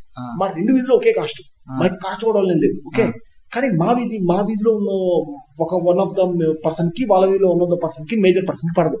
తర్వాత ఏమైంది, వీళ్ళ సైడ్ వాళ్ళ సైడ్ అని చెప్పి ఊరు 2గా చీలిపోయింది. ఇప్పుడు మేము ఒక పార్టీ, వాళ్ళ ఒక పార్టీ. అంటే వేరే రీజన్ లేదు అసలు. మేము డివైడ్ అయింది ఓన్లీ లోకల్ రీజన్స్. నీకు ఇంకో ఫన్నీ థింగ్ చెప్పనా, నేను ఎమ్మెల్యే ఎలక్షన్ ఓటేయలేదు. ఓకే, నేను వెళ్ళినా నేను మాక్సిమం నేను నోటా వేసేస్తా. మా ఇంట్లో అందరూ మా వీధంతా వైఎస్ఆర్సీపీ ఓటేసిన. ఇప్పుడు రేపు సర్పంచ్ ఎలక్షన్స్ వస్తున్నాయి. ఇది పార్టీకి సంబంధం లేదు. పల్లెటూరులో the most important election sarpanch elections. మా నాన్న నేను ఓటేయడానికి వినుకొండకు రానంటే పెద్ద పట్టించుకోలేదు, కానీ సర్పంచ్ ఎలక్షన్స్ కు మాత్రం ఓటేయడానికి రావాల్సిందే. ఇక్కడ లీవ్ పెట్టుకునే నువ్వు రావాల్సింది. అది అది అది అక్కడ ప్రజలు ఊర్లో. అరే మా ఫ్రెండ్ గారు కూడా చెప్పాడు రా, వాడు వాళ్ళ సర్పంచ్ ఎలక్షన్స్ కి ఓటేయడానికి వాడికి బాంబే నుంచి ఫ్లైట్ టికెట్ బుక్ చేయించి పట్టుకొచ్చారంట వాళ్ళ ఊరికి. అక్కడ ఎందుకంటే అక్కడ ఓట్ మార్జిన్స్ అనేవి 10-20 ఉంటాయి. నీకు అది గెలవడం అనేది ప్రెస్టీజియస్ థింగ్, గెలిచినోడికే కాదు ఆ గ్రూప్ మొత్తానికి. రైట్. సో ఇప్పుడు ఏంటంటే ఇది పర్సనల్ పవర్ స్ట్రగుల్, అది కాస్ట్ ఇదంతా పక్కన పెట్టి అండ్ ఆ గ్రూప్ లో ఉన్న వాళ్ళు ఒకరు తెలుసు కాబట్టి ఎగ్జాక్ట్లీ ఆల్మోస్ట్ ఇంకా చెప్పాలంటే పల్లెటూరు కాబట్టి అంత ఒక ఫ్యామిలీ ఆల్మోస్ట్ నాకు తెలిసి ఒక 3-4 ఫ్యామిలీలో గ్రూప్ ఉంటాయి. ఇప్పుడు మా వీధి ఉంది, మా వీధిలో అట్లీస్ట్ మా ఫ్యామిలీ వాళ్ళు ఒక 20 మంది ఉంటారు. అంటే ఫ్యామిలీ అంటే అఫ్కోర్స్ అందరూ ఫ్యామిలీయే, అందరూ శాఖమూరి అనే ఇంటి పేరుతో నాకు ఒక 20-30 మంది ఉంటారు. ఓకే, 20-30 ఇల్లు, ఒక 10-15 ఇల్లు ఉంటాయి. అది కాకుండా కేతిని అని ఇంకోటి ఉందన్నమాట. అదేంటిది, వాళ్ళు నాకు బావ అవుతారు ఒక రకంగా చెప్పాలంటే, అంటే మా ఫ్యామిలీలో బావ అవుతారు. సో వాళ్ళ ఇంకొన్ని ఇల్లు ఉన్నాయి. వీధిలో 60-70% మా ఫ్యామిలీ వాళ్ళే, మా వీధి మొత్తం మీద. అది కాకుండా ఇంకొంచెం extra electorate like okay okay okay okay will talk about it later. కాదు దళిత్స్ వాడ ఒకటి ఉంది. ఓకే, ఆ దళిత్ ఓట్స్ డివైడెడ్ ఉన్నారు. అది కూడా ఏంటి, అది కూడా ఎలా డివైడెడ్ ఉంటారు వాళ్ళు, మా ఫ్యామిలీ మీద ఇప్పుడు దళిత్స్ కూడా వాళ్ళు డిపెండ్, వాళ్ళ దగ్గర ల్యాండ్ ఉండదు కదా. సో వాళ్ళు ఎలా డిపెండ్ అవుతారు, వాళ్ళు ఒక దగ్గర కౌలు తీసుకోవడము, ఇది తీసుకోవడము, ఏది ఎప్పుడన్నా మనీ ఎవరి దగ్గర వాళ్ళ మీద డిపెండ్ అవుతారు కదా, వాళ్ళ మార్కెట్ కానీ దేనికైనా కానీ. సో ఇప్పుడు ఏంటిది, అలాగే ఫర్ ఎగ్జాంపుల్ మా ఫ్యామిలీ మీద డిపెండ్ అయినా కొన్ని ఫ్యామిలీ, ఏది ఒక ఫ్యామిలీ ఉండేది, వాళ్ళు ఎప్పుడైనా అప్పు కావాలన్నా, ఏది ల్యాండ్ కౌలు కావాలన్నా, ఏది మేము పని చేయట్లేదు నువ్వు కౌలు తీసుకో, వాళ్ళు అది వేసుకుని ఎంతో కొంత 10 బస్తాలు ఎంతో కొంత మాకు ఇస్తారు ఇయర్ కి, వాళ్ళు ల్యాండ్ రెంట్కి తీసుకున్నట్టు. ఓకే, సో అలాగా మా ఫ్యామిలీ మీద డిపెండ్ అయి ఉన్నట్టు చూసావా, వాళ్ళు అఫ్ కోర్స్ మా పార్టీ వచ్చేసారు, ఇంకా మా గ్రూప్ అంతే వాళ్ళు. ఇంకా ఇప్పుడు ఇదో రకంగా చెప్పాలంటే ఇది అన్స్పోకెన్ టెర్నీ అనమాట. ఇప్పుడు ఫర్ ఎగ్జాంపుల్ మా వీధిలో ఉన్న వాళ్ళ మీద డిపెండ్ అయిన దళిత్స్ ఎవరైతే ఉన్నారో, అక్కడ దళిత్స్ అనే కదా వదిలే, వాళ్ళ దళిత్స్ పక్కన బయట మా వీధిలో నుంచి ఒకడు, ఏది మా వీధిలో ఒకరికొకరు గొడవ అయిపోయి వాడు బయటకు వచ్చి మేమున్న పార్టీ కాకుండా ఇంకో పార్టీకి సపోర్ట్ చేస్తే వాడు అయిపోయింది, అక్కడితో మాకు రిలేషన్ కట్ అయిపోయింది. వాడు పార్టీ అంటే చంద్రబాబు నాయుడు, జగన్ ఇల్లు కాదు. ఈ ఊర్లో నువ్వు ఎవరి సైడ్ ఉన్నావు, నువ్వు వేసుకునే జెండా వాళ్ళని రిప్రజెంట్ చేసింది. రైట్. సో నేను ఒక రకంగా నేను ఈ సిచ్యువేషన్ చూసి నేనేమనుకున్నా అంటే, వీళ్ళు లోకల్ ఎలక్షన్స్ ని పార్టీ థింగ్స్ గా మార్చేస్తున్నారు. ఇప్పుడు లోకల్ గొడవలు పార్టీ వచ్చి ఏది మీకు సపోర్ట్ చేస్తావు నువ్వు వచ్చింది. ఇప్పుడేంటి, మా వీధిలో ఉన్న వాళ్ళు ఉన్నారు, ఇండిపెండెంట్ గా ఉంటే ఏమొస్తుంది, పార్టీ తప్పున్నారు అనుకో, కనీసం ఈ పార్టీ రూల్లో ఉన్నప్పుడు అట్లీస్ట్ ఇప్పుడు ఉంది ఓ పార్టీ రూల్లోకి వెళ్ళిన తర్వాత ఏది గవర్నమెంట్ ఆఫీస్ ఆ దగ్గర రేపించుకోవడమో, మా ఊరి దగ్గర రోడ్ వేయించుకోవాలన్నా కానీ అట్లీస్ట్ ఒక ఉండాలి కదా. ఏదో ఒక పార్టీ తరపు ఉంటే ఎప్పుడో ఒకప్పుడు గవర్నమెంట్ లో ఉంటే ఎప్పుడో ఒకప్పుడు రోడ్ వేయించడానికి అడగొచ్చు, అంతే కదా. సో కాబట్టి ఏదో ఒక పార్టీలో ఉండడం అనేది బెనిఫిషియల్ థింగ్ అని చెప్పేసి ఇలా ఇండిపెండెంట్ గ్రూప్స్ ఏదో ఒక పార్టీలో జాయిన్ అయిపోతాయి. ఇప్పుడు విషయం ఏంటంటే, ఈ గ్రూప్స్ ఇప్పుడు ఇదంతా గ్రూప్ థింక్ ఇది. ఓకే, ఇది కాస్ట్ నాట్ నెసెసరీలీ కాస్ట్. మా ఊర్లో నేను క్లియర్ ఎగ్జాంపుల్ చెప్పా, కాస్ట్ లేదు. ఓకే, అలా చాలా ఊర్లో కొన్ని ఊర్లు కంప్లీట్ గా యునైటెడ్ ఉంటాయి, కొన్ని ఊర్లు డివైడెడ్ ఉంటాయి. వాట్ ఎవర్ ఇట్ ఈస్, ఈ డిఫరెంట్ గ్రూప్స్ ఏవైతే ఉన్నాయో ఈ గ్రూప్స్ రిప్రజెంట్ చేస్తూ ఉంటారు పీపుల్. ఇప్పుడు ఇంకా చెప్పాలంటే ఎలక్షన్ అనేది ఈ గ్రూప్స్ మధ్య జరుగుతుంది. ఈ గ్రూప్స్ ఒక 60-70-80% పాపులేషన్ ఉంటుంది ప్రాబబ్లీ రూరల్ ఏరియాస్ లో. ఇంకా రూరల్ ఏరియాస్ లో ద ఇండిపెండెంట్ ఓట్ అంటే ఏంటి, మాకు ఈ పార్టీయా ఆ పార్టీయా, పాలసీస్ బోడీ ఇది చూసి ఓట్స్ ఫ్లిప్ చేస్తారా ఇది చేస్తారా అనేది 20% ఉంటారు. సో ఆ 20% ని బురిడి కొట్టడానికి ఏదో పాలసీస్ తీసుకొస్తారు, ఏదోటి స్లోగన్లు ఇవన్నీ పనికి వస్తాయి. కానీ విషయం ఏంటంటే ఓవరాల్ అంటే ఏంటిది, మరీ ఏంటిది, కంప్లీట్ గా ఒకళ్ళ మీద కోపం రాకూడదు కాబట్టి కాన్స్టెంట్ గా బురిడి అనేది యూజ్ చేస్తారు. ఓకే, కానీ లోకల్ పీపుల్ అనేది కంప్లీట్ గా డివైడెడ్ గా ఉన్నారు. విషయం వాళ్ళు కంప్లీట్ గా డివైడెడ్ గా ఉన్నారు కాబట్టి వాళ్ళకి ఇంకా చెప్పాలంటే lesser of the two evils లేదా లోవర్ ఎక్స్పెక్టేషన్స్ వెళ్ళిపోయింది వాళ్ళకి. ఓకే, సో వాళ్ళకి అదైపోయింది. వాళ్ళు ఇంకోటి ఏంటంటే వాళ్ళు ప్రైవేట్ కంపెనీస్ వాళ్ళు నమ్మదలుచుకోవట్లేదు. వాళ్ళు ఇంకా చెప్పండి, ప్రైవేట్ కంపెనీస్ నమ్మకపోవడం కాదు, వాళ్ళు కొంచెం మార్కెట్ ఫ్రీ లిబరలైజేషన్ లేకపోతే ఆ టైప్ ఆఫ్ ఫ్రీడమ్ ని వాళ్ళు ఓకే ఇదేదో ఇది ఇంకా ప్రైవేటైజేషన్ టైప్ థింగ్స్ అంటే ఇంకా కార్పొరేట్స్ కి బెనిఫిట్ చేయడానికి టర్మ్స్ అన్నట్లు ఈజీగా ఇంటర్ప్రిట్ చేయడానికి ఇది ఛాన్స్ ఉంది. ఫార్మర్స్ దానికి కూడా వాళ్ళు ఏంటిది అంటే ఇప్పుడు ఏమవుతుందంటే లైక్ వీళ్ళు ఎవరన్నా ప్రో ఫ్రీ మార్కెట్ తీసుకొస్తే దాని అపోజిషన్ గా మాట్లాడే వాళ్ళు ఈజీగా ఛాన్స్ దొరికింది ఏంటి అరే వాళ్ళు కార్పొరేషన్స్ కోసం చేస్తారని చెప్తారు. లైక్ వీళ్ళు కూడా ఈజీగా నమ్ముతారు. ఎందుకు government 90% of the time corporation కోసమే చేసింది. ఎప్పుడన్నా ఫ్రీ మార్కెట్ కోసం చేసినా ఇది కూడా కార్పొరేషన్ కోసమే చేస్తుండొచ్చు అనేది. లైక్ ఇప్పుడు ఎసెన్షియల్ కమోడిటీస్ యాక్ట్ అనేది తీసుకొచ్చారు. మరి అక్కడ ఏది ఇప్పుడు యూపీలో దాన్ని ఆపగలిగిందా ఈ యాక్ట్? లేదు. ఫార్మర్స్ కి గవర్నమెంట్ మీద నమ్మకం లేదు, ఎవరి మీద నమ్మకం లేదు. అక్కడ రకం చెప్పాలంటే వాళ్ళు డివైడెడ్ గా ఉన్నారు. వాళ్ళు కంప్లీట్ డిఫరెంట్ ఇష్యూస్ మీద వాళ్ళు ఉన్నారు. సో ఈ రకం చెప్పాలంటే పొలిటికల్ స్కేప్ లో మెయిన్ గా జరుగుతున్న ప్రాబ్లం ఇది. అదొకటి. అది జరుగుతుంది. ఇప్పుడు వచ్చేసి ఇప్పుడు నేను చెప్పినవన్నీ ఇంకా రిలేట్ అవుతుంది. ఓకే, సో ఇప్పుడు వచ్చేసి హిస్టారిక్ లాస్ ఏం చేస్తారో ఇప్పుడు చూద్దాం. ఇప్పుడు నేను చెప్పిన ప్రాబ్లమ్స్ కానీ ఏమన్నా కవర్ అయితే చూద్దాం. ఓకే, ఇప్పుడు బంగాళదుంప ఇది first essential commodities act at least అది మంచి లా, కానీ అది ఎలా ఇంప్లిమెంట్ చేస్తారు, ఇంకా ఎక్స్పోర్ట్ ఇంపోర్ట్స్ అనేది ఇంకా కంట్రోల్లో ఉండడం వల్ల ఆ లా అనేది మంచిదే, కానీ అంత ఏమి ఫ్రీ మార్కెట్ తీసుకురావట్లేదు. అది అంతే, ఫ్రీ మార్కెట్ తీసుకురావడానికి ట్రై చేస్తుంది, కానీ గవర్నమెంట్ కి ఇంకా కంట్రోల్స్ ఉంది. ఇంపోర్ట్ ఎక్స్పోర్ట్ వాటి మీద రెగ్యులేషన్స్ ఉన్నంత వరకు అది ఫ్రీ మార్కెట్ కాదు. జస్ట్ ఇండియా లోపల ఉన్న మార్కెట్ ని ఫ్రీ చేశారు. ఇండియా లోపల ఉన్న మార్కెట్ ని ఫ్రీ చేయడానికి అది ఒక అటెంప్ట్ జస్ట్ ఇండియన్స్ కి. అట్లీస్ట్ ఎసెన్షియల్ కమోడిటీస్ యాక్ట్ అంటే ఏది 2 టెరనీస్ ఉంటే ఒక టెరనీ తీసేసి ఇంకో టెరనీని తీసేస్తున్నా ఉన్నారు. కానీ తీసేయకుండా ఒక ఎగ్జాంపుల్ మొన్న ఎగ్జాంపుల్ ఒకటి చూపించు కరెక్ట్. సో ఇది ఫ్యూచర్ లో ఇంకెలా వాడతారు, ఎంత ఫ్రీ చేస్తారని వాళ్ళు ఇంకా అప్డేట్ చేసుకున్నట్లేదు కొత్త అప్డేట్స్ కి. ఆండ్రాయిడ్ అప్డేట్ వెళ్ళాలి వాళ్ళకి. ఇప్పుడు కాంట్రాక్ట్ ఫార్మింగ్ దీని గురించి మనం చెప్పుకున్నాం. ఓకే, ఇప్పుడు విషయం ఏంటంటే ఇప్పుడు ఆయిల్ కంపెనీస్ ఉన్నాయనుకో, ఆయిల్ ఫ్యూచర్స్ కొంటారు. అంటే 6 months తర్వాత ఒక $50 కి $70 నేను కొంటా ఉంటాను. ఆయిల్ ప్రైస్ పెరిగినా తగ్గినా గుద్దమూసుకొని నువ్వు కొంటావు, అందులో డౌట్ లేదు. ఇప్పుడు నువ్వు వెళ్ళిపోయి ఆనియన్స్ ఇంకోటో ఏదో ఒకటి కొన్నావు. నువ్వు ఇప్పుడు 6 months తర్వాత కొంటా అన్నావు. నువ్వు ఎప్పుడైతే అది వచ్చిన టైంకి ప్రైస్ ఎక్కువ ఉందనుకో, వీళ్ళు వచ్చేసి నువ్వు ఇవ్వాల్సిందే అని చెప్పి వెళ్ళి తక్కువ ప్రైస్ కి తీసుకుంటాను.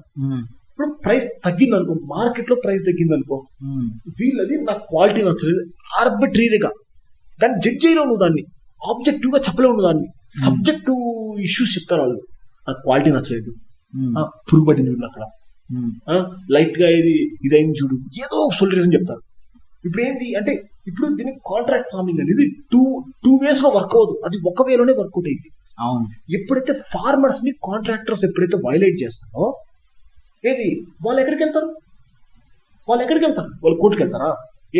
వాడు 4-5 ఎకరాలు పొలం కోసం వాడు కోర్టుకి వెళ్తాడా? కార్పొరేషన్ మల్టీనేషనల్ కార్పొరేషన్ కెమిస్ట్ గా అంత సినిమా లేదు.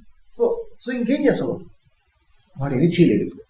ఓకే, సో ఒక రకంగా చెప్పాలంటే కాంట్రాక్ట్ ఫార్మింగ్ అనేది లైక్ ఇప్పుడు వరకు తీసేసిందేం కాదు, కానీ ఇప్పుడు స్పెసిఫిక్ గా దాన్ని మేము కంప్లీట్ గా లీగల్ చేసేస్తున్నాం అంటే లైక్ దాన్ని ఎవరు రెగ్యులేట్ చేస్తారు? ఇంకా ఒకవేళ రెగ్యులేట్ చేయాలంటే ఎవరు రెగ్యులేట్ చేస్తారు? అంటే ఏంటిది, నువ్వు ఆబ్జెక్టివ్ గా చెప్పలేని వాటికి కాంట్రాక్ట్ పెట్టుకోకూడదు అని రెగ్యులేట్ ఎవరు చేస్తారా? రెగ్యులేట్ ఎవరు చేస్తారు? సరే, ఫార్మింగ్ అనేది స్టేట్ ఇష్యూ కాబట్టి స్టేట్స్ చేసుకోవాలేమో రెగ్యులేషన్ దానికి. ఇంకా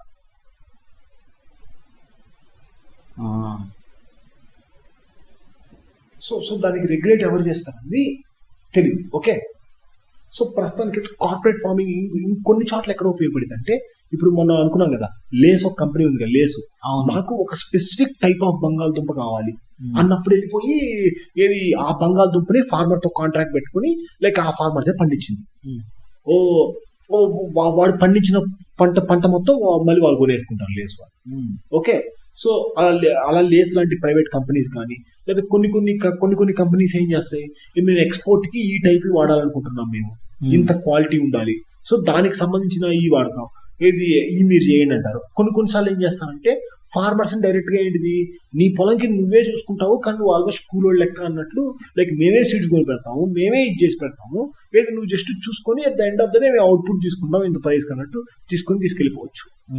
అలాంటివి కూడా చేయొచ్చు. అంటే కాంట్రాక్ట్ అనేది కాంట్రాక్టర్ కి ఫార్మర్ కి వాళ్ళిద్దరు మధ్య డీలింగ్ వదిలేస్తున్నారు.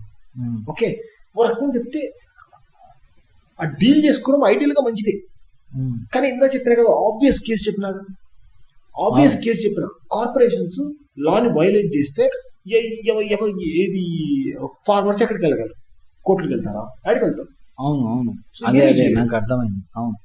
సో ఇది రకంగా చెప్పాలంటే ఇది చూడడానికి మంచిగా కనపడ్డారు కానీ లైక్ ఇది ఈజీగా మిస్యూజ్ చేయొచ్చు. లైక్ ఆల్రెడీ పెద్ద ఇల్లీగల్ థింగ్ ఏం కాదు కాంట్రాక్ట్ ఫార్మింగ్ అనేది. వెళ్ళి లైక్ కాంట్రాక్ట్స్ అనేవి అన్అఫిషియల్ గా జరుగుతూనే ఉంటాయి. కానీ ఇది ఒక లీగల్ గా ఒక పెద్ద కార్పొరేషన్స్ లార్జ్ స్కేల్ లో జరగవు. కానీ ఇప్పుడు లార్జ్ స్కేల్ లో జరిగిన ఎక్స్ప్లాయిట్ చేయడం చాలా ఈజీ ఇప్పుడు. సో కాంట్రాక్ట్ ఫార్మింగ్ అంత బెనిఫిట్ అవుతుందని నేనైతే అనుకోవట్లేదు. ఫార్మర్స్ బెనిఫిట్ అయితే నేనైతే అనుకోవట్లేదు. ఓకే, ఎసెన్షియల్ కమోడిటీస్ యాక్ట్ కొంచెం బెనిఫిట్ అవ్వచ్చు. ఎందుకు? ప్రైజెస్ స్టెబిలైజ్ అవడం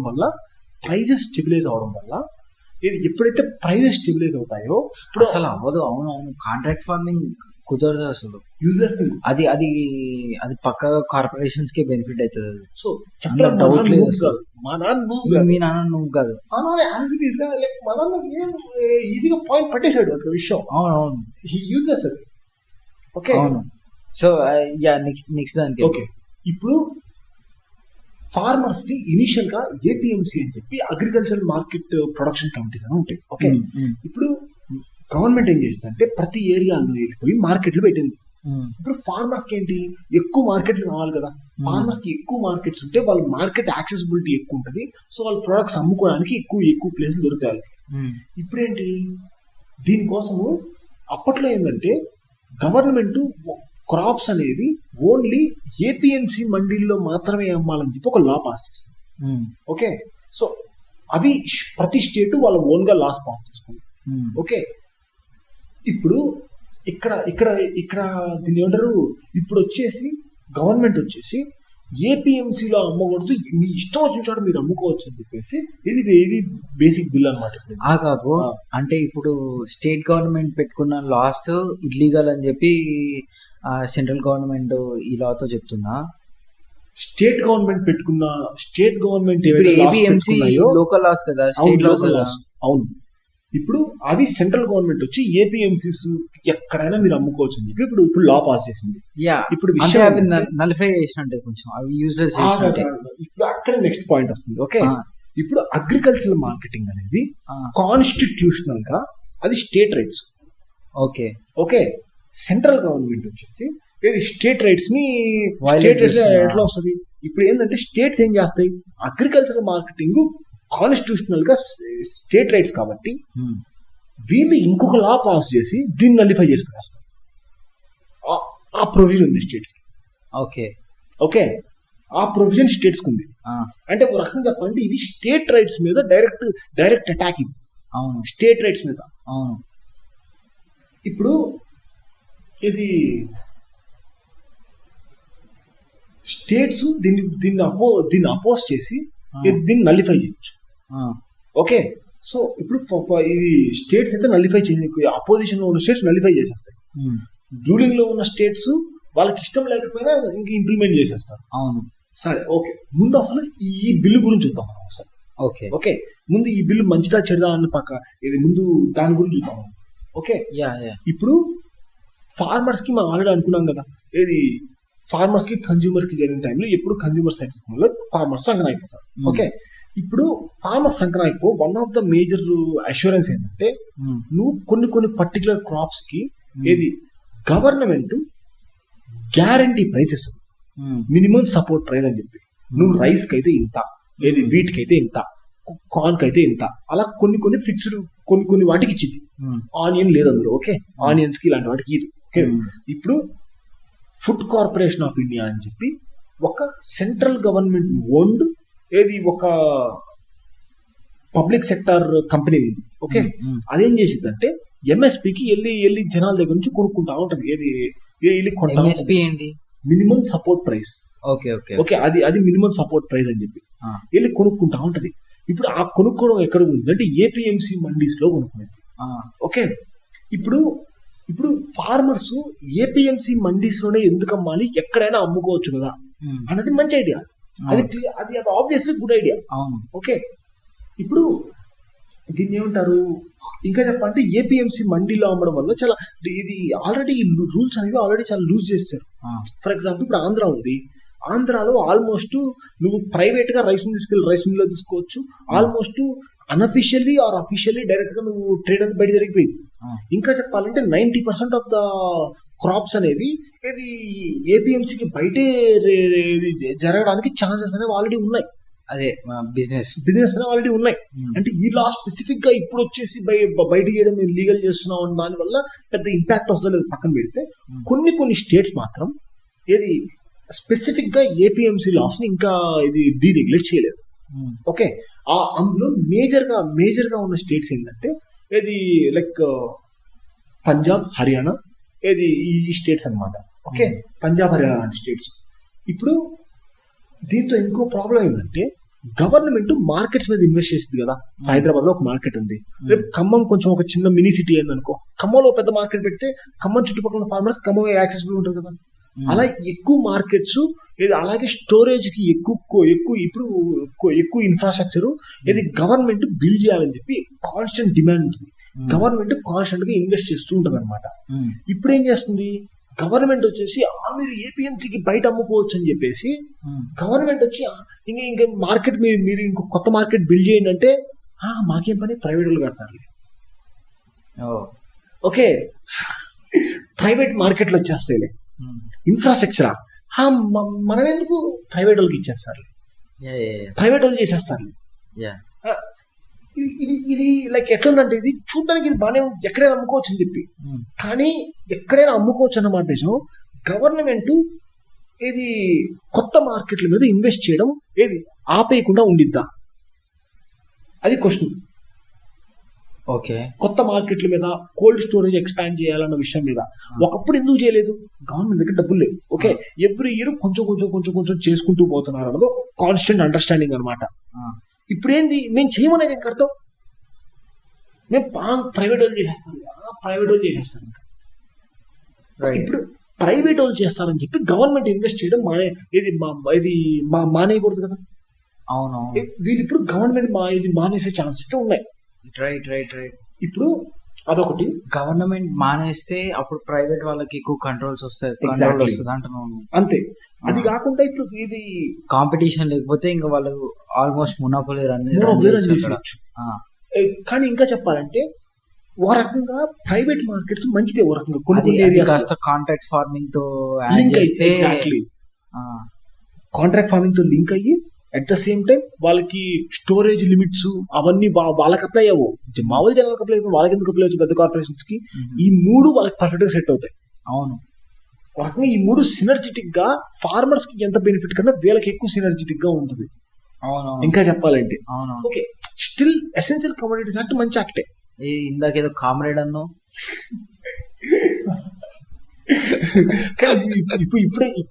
ఇప్పుడు యోగి చేసినైతే కామ్రేడ్ పనేలే. ఓకే, సో ఇప్పుడు ఏపీఎంసీ, ఇప్పుడు బీహార్ ఉంది. ఓకే, బీహార్ ఎగ్జాంపుల్ చెప్తాను. ఇప్పుడు కొన్ని ఏరియాస్ లో లోకల్ గా నువ్వు లోకల్ గా దగ్గరలో ఒక చిన్న మార్కెట్ రావాలనుకో, నీకు పెద్ద ఇన్ఫ్రాస్ట్రక్చర్ అవసరం. ఒక చోట ఒక టెంట్ వేసి ఇదే మార్కెట్, మీరు రండి, వచ్చేవాళ్ళు రండి, ఈ ఊర్లో ఈ 4-10 ఊర్లకి ఇది మార్కెట్, మీరు వచ్చేవాళ్ళు రండి, మీరు పెట్టండి, మీరు అమ్ముకోండి, ఇది అమ్ముకోండి, మీరు ఏం చేసినా 0.5% మాకు ఇవ్వండి అన్నట్లు ఏదో ఒకటి ఆర్గనైజ్ చేసేవాడు ఒకటి చిన్న ఛార్జ్ లాంటి ఒకటి పెట్టి ఒకటి మేనేజ్ ఒకటి చేయొచ్చు. ఇంకా ప్రైవేట్ మార్కెట్స్ వల్ల ఇలా డీసెంట్రలైజ్డ్ మార్కెట్స్ రావడం అనేది ఇంకా మంచి థింగ్. అది అందులో డౌట్ లేదు. డీసెంట్రలైజ్డ్ మార్కెట్స్ వస్తాయనడంలో ఎలాంటి డౌట్ లేదు. ఓకే, కానీ గవర్నమెంట్ కొత్త మార్కెట్స్ మీద ఇన్వెస్ట్ చేయడం ఆపేసిద్దా, అదొకటి. ఇంకోటి ఏంటంటే ఏపీఎంసీస్ కి బయట ఎక్కువ అమ్మడం వల్ల ఎంఎస్పీ అనేది ఏపీఎంసీలో మాత్రమే ఇస్తారు. ఎంఎస్పీ యొక్క ఇంపార్టెన్స్ తగ్గించి తర్వాత మెల్లిగా ఎంఎస్పీని ఫేజ్ అవుట్ చేయడానికి ఇదొక లైక్ ప్రీకర్సర్ స్టెప్ అన్నట్లు ఉంది. ఓకే, ఇప్పుడు దీన్ని ఏమంటారు, ఓకే ఇది అట్లీస్ట్ ఆన్ పేపర్ ఇది చాలా మంచిగా అలా ఉంది. ఇంప్లిమెంట్ ఎలా చేస్తారు అంటే ఏంటిది, కొత్త మార్కెట్ ఇన్వెస్ట్ చేయలేదు అనుకో, అది ఇంప్లిమెంటేషన్ వాళ్ళు దీనికి ఇది ప్రైవేట్ వాళ్ళ మీద నమ్మకంతో కొత్త మార్కెట్ ఇన్వెస్ట్ చేయాలంటే ఇంప్లిమెంటేషన్ వాళ్ళకి ఫార్మర్స్ కి అగెన్స్ట్ గా ఇది కార్పొరేషన్స్ కి సపోర్ట్ గా చేసినట్టే. కానీ ఇంప్లిమెంట్ ఎలా చేస్తా అన్నది పాయింట్ లా కన్నా. ఓకే ఇప్పుడు చూడు ఏది ఎంఎస్పీని తీసేస్తారా అంటే ఎంఎస్పీని మేము తీసేయమని చెప్పేసి గవర్నమెంట్ లైక్ ఇన్సూరెన్స్ ఇచ్చింది ఒకసారి. కానీ ప్రాబ్లం ఏంటంటే గవర్నమెంట్ నోటి మాటని ఎవరు నమ్మని చెప్పు కాదు. చూడు ఒక అఫీషియల్ గా ఒక లా పాస్ చేసి లా ప్రకారంగా స్టేట్స్ కి ఈ విధంగా జిఎస్టీ కంపన్సేషన్స్ ఇవ్వాలి అనే లానే ఏది పేపర్ మీద ఉన్న లాని ఫాలో అవ్వలేదు, నోటి మాటను నమ్మాలి. ఇప్పుడు ఇక్కడ మల్టిపుల్ ఎగ్జామ్స్ ఉన్నాయి పేపర్ మీద లా ఫాలో కాకపోవడం. యా ఇందాకే చూసాం. సో పేపర్ మీద పెట్టిన లా ఫాలో అవ్వరు, కానీ నోటి మాటను నమ్మాలి. ఇప్పుడు అది కూడా గవర్నమెంట్ ఫాలో అవ్వట్లేదు. ఎగ్జాక్ట్లీ గవర్నమెంట్ ఫాలో అవ్వట్లా. ఇప్పుడు సెంటర్ జిఎస్టీ కంపెనీ స్టేట్స్ కీకుండా వాళ్ళు ఇష్టం వచ్చిన చోట వాడుకున్నారు. ఇప్పుడు లాలో ఉన్నదాన్ని ఫాలో అవ్వాలా. ఇప్పుడు ఏం చేయాలి చెప్పి, ఇప్పుడు స్టేట్స్ ఏం చేయాలి అడుక్కున్నా ఎవరిని అడగాలి? సుప్రీంకోర్టుకి వెళ్తే ఎవరి దగ్గరికి వెళ్తాయి? అసలు ఎవరికి వెళ్ళినా ఎవరు ఎక్కడ అందరు లాక్ అయిపోయి ఉన్నారు. సుప్రీంకోర్టు ఏంటి సెంటర్ని ఇవ్వమని చెప్పింది, వాళ్ళు ఏమంటారు మా దగ్గర డబ్బులు లేవంటారు. ఎంత ఇప్పుడు ఈ డబ్బులు ఎంత మొత్తం? ఇదిగో చూడు ఒక 40,000 crores ఆ ఇయర్ లో 2017 లో 48,000 crores జగనన్న ఇచ్చేస్తాడు 1,00,000 కోట్ల ఖాతాలో నుంచి తీసి 1,00,000 కోట్లు 40,000 కోట్లు పండుగ చేసుకుంటూ ఇస్తాడు. సో ఇది జిఎస్టీ అనేది ఇది ఒకటి అనమాట. ఓకే సరే, ఇప్పుడు ఏపీఎంసీ యాక్ట్ అనేది బీహార్ లో కంప్లీట్ గా తీసేశారు 2006 లో. ఇప్పుడు మరి బీహార్ లో పరిస్థితి ఏంటి, బీహార్ లో ఏం జరిగిందో చూద్దాం. యాజ్ యూజువల్ గా ఇందాక మనం అనుకున్నట్టే ఎప్పుడైతే 2006 లో తీసేశారో బీహార్ గవర్నమెంట్ 2006 లో ఏం చేశారు, బీహార్ స్టేట్ లో ఏపీఎంసీ యాక్ట్ అనేది తీసేశారు. ఓకే అదే ఎక్కడైనా అమ్ముకోవచ్చు అని చెప్పారు. కంప్లీట్ గా తీస్తారు, ఏపీఎంసీ యాక్ట్ తీస్తారు. అసలు ఏపీఎంసీ అనే యాక్ట్ అని తీస్తారు వాళ్ళు. అదే ఎక్కడికైనా అమ్ముకోవచ్చు. ఓకే ఫస్ట్ 2006 నుంచి బీహార్ గవర్నమెంట్ కొత్త మార్కెట్ మీద ఇన్వెస్ట్ రైట్. సో గవర్నమెంట్ కొత్త మార్కెట్ మీద ఇన్వెస్ట్ చేయట్లేదు, ప్రైవేట్ వాళ్ళు సడన్ గా వచ్చేసి కొత్త మార్కెట్ యాడ్ ఇన్వెస్ట్ చేస్తారు. సో ఇది ఆల్రెడీ దీన్ని ఏమంటారు, కొత్త మార్కెట్స్ ఇంప్లిమెంట్ చేయడం వల్ల ఇది మార్కెట్స్ అవుతున్నట్టు ప్రూఫ్లు ఏం లేవు. ఓకే ప్రూఫ్లు ఏం లేవు. ఏంటండి కొత్త మార్కెట్? అదే దీన్ని ఏమంటారు, అగ్రికల్చర్ మార్కెట్ కి ఫ్రీ చేయడం వల్ల ప్రైవేట్ ఇన్వెస్ట్మెంట్ తెగ వచ్చేసింది అనడానికి ప్రూఫ్ లేదు. బీహార్ లో జరగలేదు. ఇప్పుడు ఏంటిది, ప్రైవేట్ ఇన్ఫ్రాస్ట్రక్చర్ లేదు, గవర్నమెంట్ ఇన్వెస్ట్ చేయడం మానేసింది. సో ఇన్ఫ్రాస్ట్రక్చర్ ఇంక్రీజ్ అవ్వడం ఆగిపోయింది. ఇన్ఫ్రాస్ట్రక్చర్ ఇంకంతే బ్లాక్ అయిపోయింది. ప్రైవేట్ ట్రేడర్స్ వాళ్ళు ఎంత వచ్చి డిమాండ్ చేస్తే అంత వచ్చి తీసుకుని వెళ్ళిపోతున్నారు. ఓకే ఇప్పుడు ఇంకో ఆప్షన్ ఏంటంటే, ఫార్మర్స్ కి ఎంఎస్పి అనేది ఇస్తాం మేము. ఎంఎస్పి ఆప్షన్ ఉంటుంది. ఎంఎస్పి ఆప్షన్ ఉంటున్నప్పుడు ఫార్మర్ ఏంటిది, నేను గవర్నమెంట్ కి ఎంఎస్పీకి అమ్ముకోవచ్చు అయితే ఇక్కడ అమ్ముకోవచ్చు ఆప్షన్ ఇచ్చారనుకో. బీహార్ లో అవి తీసేసినా సరే హోర్డింగ్ చేయలేరని ఉంది కదా, అది సెంట్రల్ గవర్నమెంట్ ఇష్యూ. అవును, ఇప్పుడు అవన్నీ ఉన్న తర్వాత ఏపీఎంసీ తీసేస్తే అంత పెద్ద చేంజ్ రాదు కదా. ఎగ్జాక్ట్లీ. ఇప్పుడు ఆ రెండు కూడా తీసేస్తారు కదా, సో ఇప్పుడు రావచ్చేమో ప్రాబబ్లీ. ఇప్పుడు ఏమైనా ప్రైవేట్ ఇన్వెస్ట్మెంట్ ఇప్పుడు రావచ్చు. అంటే లైక్ ఇప్పుడు కొంచెం ఫ్రీ అయింది కదా వాళ్ళు. ఇప్పుడు ఒకవేళ స్టోరేజ్ యూనిట్స్ కట్టుకున్నా వాళ్ళు దానిలో పెట్టుకోవచ్చు, దానిలో స్టోర్ చేసుకోవచ్చు. సో ఆప్షన్ ఉన్నప్పుడు ప్రాబబ్లీ ఇన్వెస్ట్మెంట్ ఇప్పుడు రావచ్చు. ఓకే కానీ ఇంకోటి చూడు, ఇప్పుడు ఫార్మర్ కి ఆప్షన్ ఇవ్వాలి కదా. దీన్ని ఏమంటారు, వాళ్ళు ఎంఎస్పి తీసేయమన్నా అంటే ఏంటిది, ఫార్మర్స్ ఎప్పుడైనా కానీ వెళ్ళి ఎంఎస్పి కలెక్ట్ చేసుకోవచ్చు, వెళ్ళి ఎంఎస్పికి అమ్ముకోవచ్చు, లేదా ప్రైవేట్ ట్రేడర్ అమ్ముకోవచ్చు. వాళ్ళ ముందు క్లియర్ ఆప్షన్ ఉంది అనుకో, ఎంఎస్పి కన్నా తక్కువ అమ్మితే వీడికి అమ్మడు కదా, అంతే కదా. ఎంఎస్పి కన్నా తక్కువ పెడితే అన్రీజనబుల్ గా పెడితే ఇడియడు కదా. కానీ బీహార్లో ఎంఎస్పీకి అసలు ఎక్కువ ఫార్మర్స్ తీసుకోవట్లేదు. ఎందుకో తెలుసా? ఎందుకంటే బీహార్ గవర్నమెంట్ నువ్వు వెళ్ళి ఏది గవర్నమెంట్ సెటప్ చేసిన వాటికి అక్కడ ఇస్తే వాళ్ళు నీకు 4 months తర్వాత డబ్బులు ఇస్తారంట. వాళ్ళు 4 months తర్వాత డబ్బులు ఇస్తారు. ఫార్మర్స్ కి ఏమో అప్పుడు ఇమ్మీడియట్ గా ముందు అప్పులు అవి తీర్చుకోవడం ఇమ్మీడియట్ గా అవసరం కావాలి కాబట్టి ప్రైవేట్ ట్రేడర్స్ కి లైక్ ఎంఎస్పీ కన్నా చాలా తక్కువ ప్రైస్ కి అమ్మేయాల్సి వస్తుంది. రైట్. సో ఇప్పుడు ఏంటిది, ఇప్పుడు అదే పంజాబ్ హర్యానాలో ఏపీఎంసీలు నడుస్తున్నాయి, వాళ్ళు వెళ్తున్నారు, ఇస్తున్నారు డబ్బులు, వాళ్ళకి ఏ ప్రాబ్లం లేదు. ఇప్పుడు ఏంటిది, ఇప్పుడు బీహార్ లో ఉన్న అగ్రికల్చర్ ప్రొక్యూర్మెంట్ ఏజెన్సీ ఈ ప్రైవేట్ ట్రేడర్స్ వాళ్ళందరూ లాబీ చేసి ఈ పనులు చేస్తున్నారు. వాళ్ళు వీళ్ళకి డబ్బులు ఏది, వీళ్ళకి ఎంఎస్పీ చక్కగా ఇంప్లిమెంట్ చేస్తే వీళ్ళు తక్కువ ప్రైస్ కట్టుకుంటారు. అవును. ఇప్పుడు ఎంఎస్పీ నీకు ఫార్మర్స్ ఎంఎస్పీ అవైలబిలిటీ ఉంటే వీళ్ళు ఎలా ఎక్స్ప్లాయిట్ చేస్తారు. నువ్వు వాళ్ళు లాబీ చేస్తున్నారు అంటున్నావు. ఎగ్జాక్ట్లీ. కావాలనే దాన్ని లీడ్ చేస్తున్నారు, వాళ్ళకి ప్రైజెస్ తక్కువ వస్తాయి అంతే, అది డెస్పరేట్ గా అమ్మేస్తారని అంతే, డిస్ట్రస్ సేల్ చేస్తారని. ఇప్పుడు last very Kami behaviour.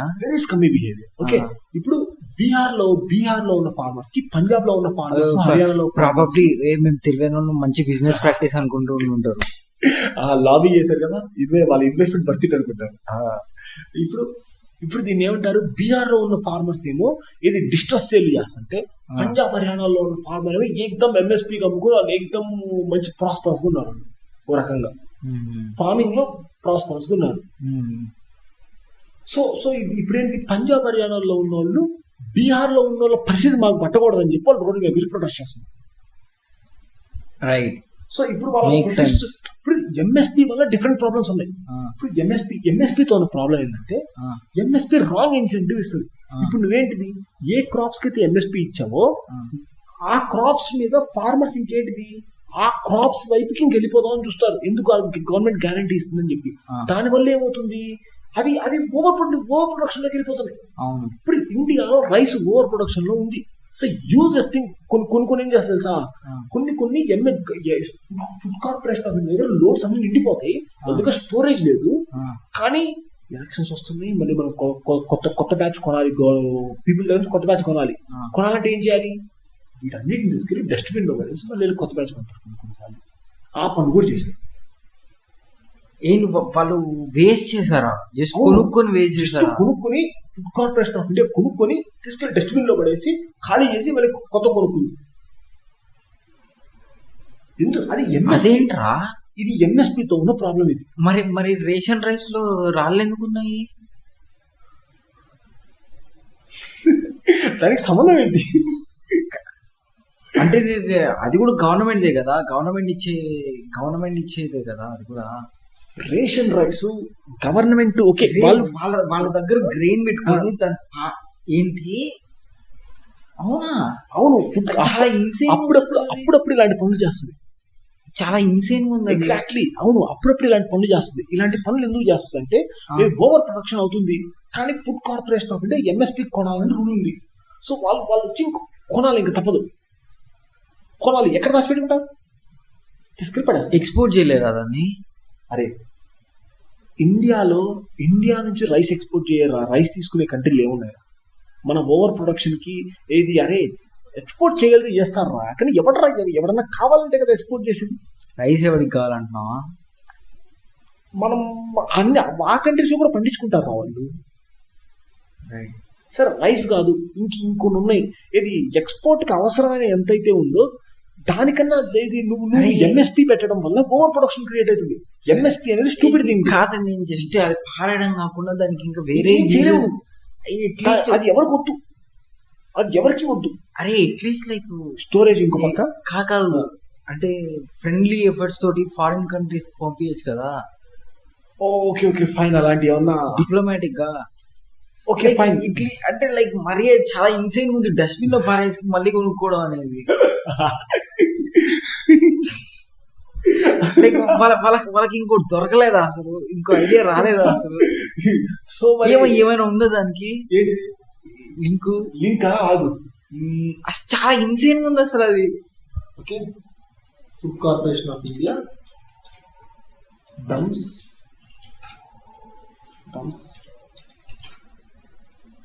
Food grains government wants to dump food grain ఆఫ్రికాకి పంపిస్తున్నారు. ఆఫ్రికాకి ఫ్రీ వీల్ ఇస్తున్నారు, పడేస్తున్నారంటే like dumps. Okay, food grains rot in India పాడైపోతున్నాయి, చాలా వరకు డ్యామేజ్ అయిపోతున్నాయి, కులిపోతున్నాయి, వాళ్ళు పెట్టి కులిపోతున్నాయి. డిస్పోజల్ ఆఫ్ ఇది కొన్ని చోట్ల కులిపోతున్నాయి, కొన్ని చోట్ల లైక్ ఆఫ్రికాకి ఫ్రీగా పంపిస్తున్నారు. వేస్టెడ్ గ్రెయిన్ మీద రిపోర్ట్స్ ఉన్నాయి. గ్రెయిన్స్ రాటింగ్ మోస్ట్ అయితే వేస్ట్ అయిపోతున్నాయి కూడా. ఓకే, కొన్ని అయితే స్టేట్స్ కి సప్లై చేస్తున్నారు, కొన్నిటిని ఏదో అట్లా కొన్నిసార్లు పడేసి చాలా ఎక్సెస్ ఉంది. ఈ ఎక్సెస్ రావడానికి డైరెక్ట్ రీజన్ ఏంటంటే food corporation of India MSP ఇస్తుందని గ్యారంటీ ఇవ్వడం వల్ల. ఇప్పుడు దీని వల్ల ఫార్మర్స్ కూడా లాస్ ఉంది. ఫార్మర్స్ కి ప్రైస్ వస్తుంది కదా అని చెప్పి దీనికి వేస్తున్నారు. ఇప్పుడు ఎంఎస్పీ లేని చోట ఎంఎస్పీ ఉంది అన్న ఒక్క రీజన్ చేస్తున్నారు. ఎంఎస్పీ అనేది లేకపోతే ఫార్మర్స్ క్రాప్స్ డైవర్సిఫై, కొంతమంది ఫ్రూట్స్ వేసుకుంటారు, కొంతమంది ఇంకోటి వేసుకుంటారు. లైక్ నువ్వు ముందు నీ క్రాప్ డైవర్సిటీ కామన్ థింగ్ ఉంటుంది ఏదో ఒకటి. కానీ గవర్నమెంట్ వచ్చి ఎంఎస్పీ పెట్టడం వల్ల అది ఒక స్టూపిడ్ థింగ్ అయిపోతుంది, అందరూ అదే చేస్తారు. రైట్. సో ఇప్పుడు ఎంఎస్పీ వల్ల ఫార్మర్స్ కి గ్యారంటీ ఎందుకు వస్తుంది? ఈ గవర్నమెంట్ మనం నమ్మలేము. ఇది వీళ్ళందరూ మన జీవితాలు సంకనాకిస్తారు. కనీసం ఎంఎస్పీ ఇస్తున్నాడు, కనీసం ఇదైనా మన జీవితాలకి ఇదైనా మనకు గ్యారంటీ ఉంది కదా అని చెప్పి చేస్తున్నారు వాళ్ళు. అవును, ఇప్పుడు ఈ ఎంఎస్పీ థింగ్ బీహార్ లో సరిగ్గా పనిచేయట్లేదు కదా. సో అక్కడ డైవర్సిటీ ఉందా? అవును, అక్కడ కొన్ని చోట్ల వేరే చోటకి షిఫ్ట్ అయిపోయారు, కొన్ని చోట్ల వేరే చోటకి షిఫ్ట్ అయిపోయారు, కొంచెం వేరే క్రాప్స్ కి షిఫ్ట్ అయ్యారు, వెజిటేబుల్స్ కి షిఫ్ట్ అయ్యారు. కానీ స్టిల్ ఇంకా రైస్ వేసే ఎవరైతే ఉన్నారో వాళ్ళకి ఎంఎస్పీ అనేది ఇంప్లిమెంట్ చేయట్లేదు సరిగా. కానీ అట్లీస్ట్ ఆన్ పేపర్ ఎంఎస్పీ ఉంది. ఆన్ పేపర్ గవర్నమెంట్ మేము ఇంత తీసుకుంటామని చెప్పింది. సో ఆన్ పేపర్ గవర్నమెంట్ చెప్తుంది కాబట్టి ఎంఎస్పీ అనే ఒక బేసిక్ థింగ్ ఉంది. ఎంఎస్పీ అనే థింగ్ తీసేయలేదు. ఎంఎస్పీ అనే థింగ్ తీసేయడం మంచిదే, కానీ విషయం ఏంటంటే అంటే ఇన్ఎఫెక్టివ్ గా పనిచేస్తుంది కదా. వల్ల జనాలు దానికి ఏమైనా రియాక్ట్ అయ్యారా అని మామూలుగా అడిగా. జనాలు రియాక్ట్ అయ్యారా అంటే తిట్టుకుంటారు, వేస్ట్ అంటారు, అయిపోయింది. ఇంకంతకనే ఏం చేస్తారు? అవునులే, ఇంకంతకనే ఏం చేయలేరు. ఓకే, సో ఇప్పుడు దీని ఏమంటారు, అది యూజ్లెస్ థింగ్స్ చేస్తాయి, యూజ్లెస్ గా అయిపోతున్నాయి. ఇప్పుడు గవర్నమెంట్ స్టోర్ చేసి అయ్యైనా పాడైపోతే, లేదా తీసుకెళ్ళి ఆఫ్రికా పంపించడం, ఏదో ఒకటి కొన్నిసార్లు పడేయడం, ఏదో ఒకటి చేస్తారు. సో ఇలాంటి పనులు చేస్తున్నారు. దీనికి ఎంఎస్పీ డైరెక్ట్ రీజన్. నువ్వు ఎంఎస్పీ రీజన్ అంటే ఫార్మర్స్, నువ్వు గవర్నమెంట్ వచ్చి ఇంత ప్రైజ్ ఇస్తావు అంటే ఫార్మర్స్ ఇమ్మీడియట్ గా దాని వైపు ఎందుకు వెళ్తున్నారు?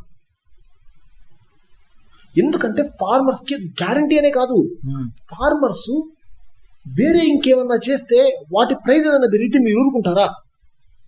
మీరు వదిలేస్తారా? వేరే దాని ప్రైజ్ పెరిగి మాకేమైనా లాభం, వేరే దానిలో మేమేమైనా లాభపడుతుంటే మీరు మీ కళ్ళు తట్టుకోగలవా?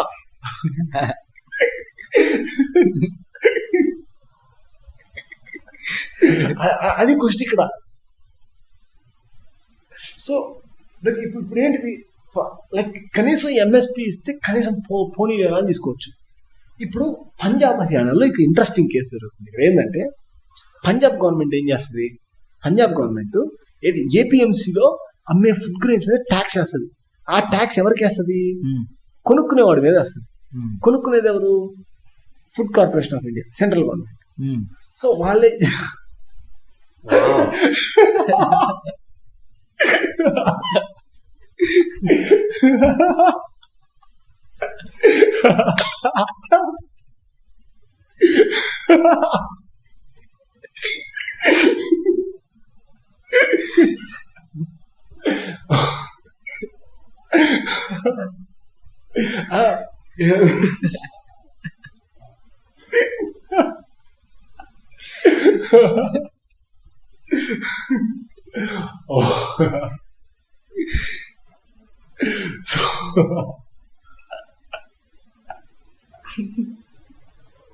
ఇక్కడ ఎవరు తగ్గట్లేదు.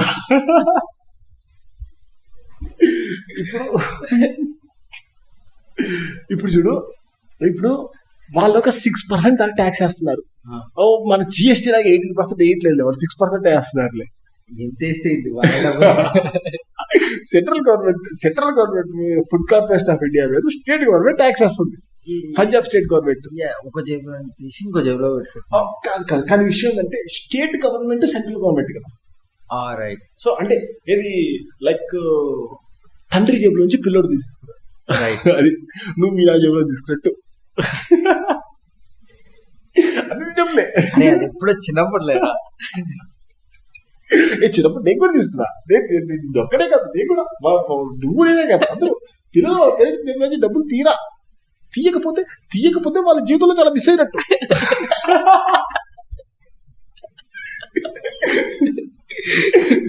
ప్రతి ఒక్కరు తీస్తారు. అది తీసిన ఎక్స్పీరియన్స్ ఉంటారు వాళ్ళకి. అదేంటిరా like you can't feel that experience అని చెప్పి SGWs ఏదో వాడుతూ ఉంటారు. కొన్ని లివ్డ్ ఎక్స్పీరియన్స్. మీరు లివ్డ్ ఎక్స్పీరియన్స్ మిస్ అయిపోతారు. సో మీరు లివ్డ్ ఎక్స్పీరియన్స్ ఉండాలంటే ఇది ఓకే. సో ఇప్పుడు పంజాబ్ స్టేట్ గవర్నమెంట్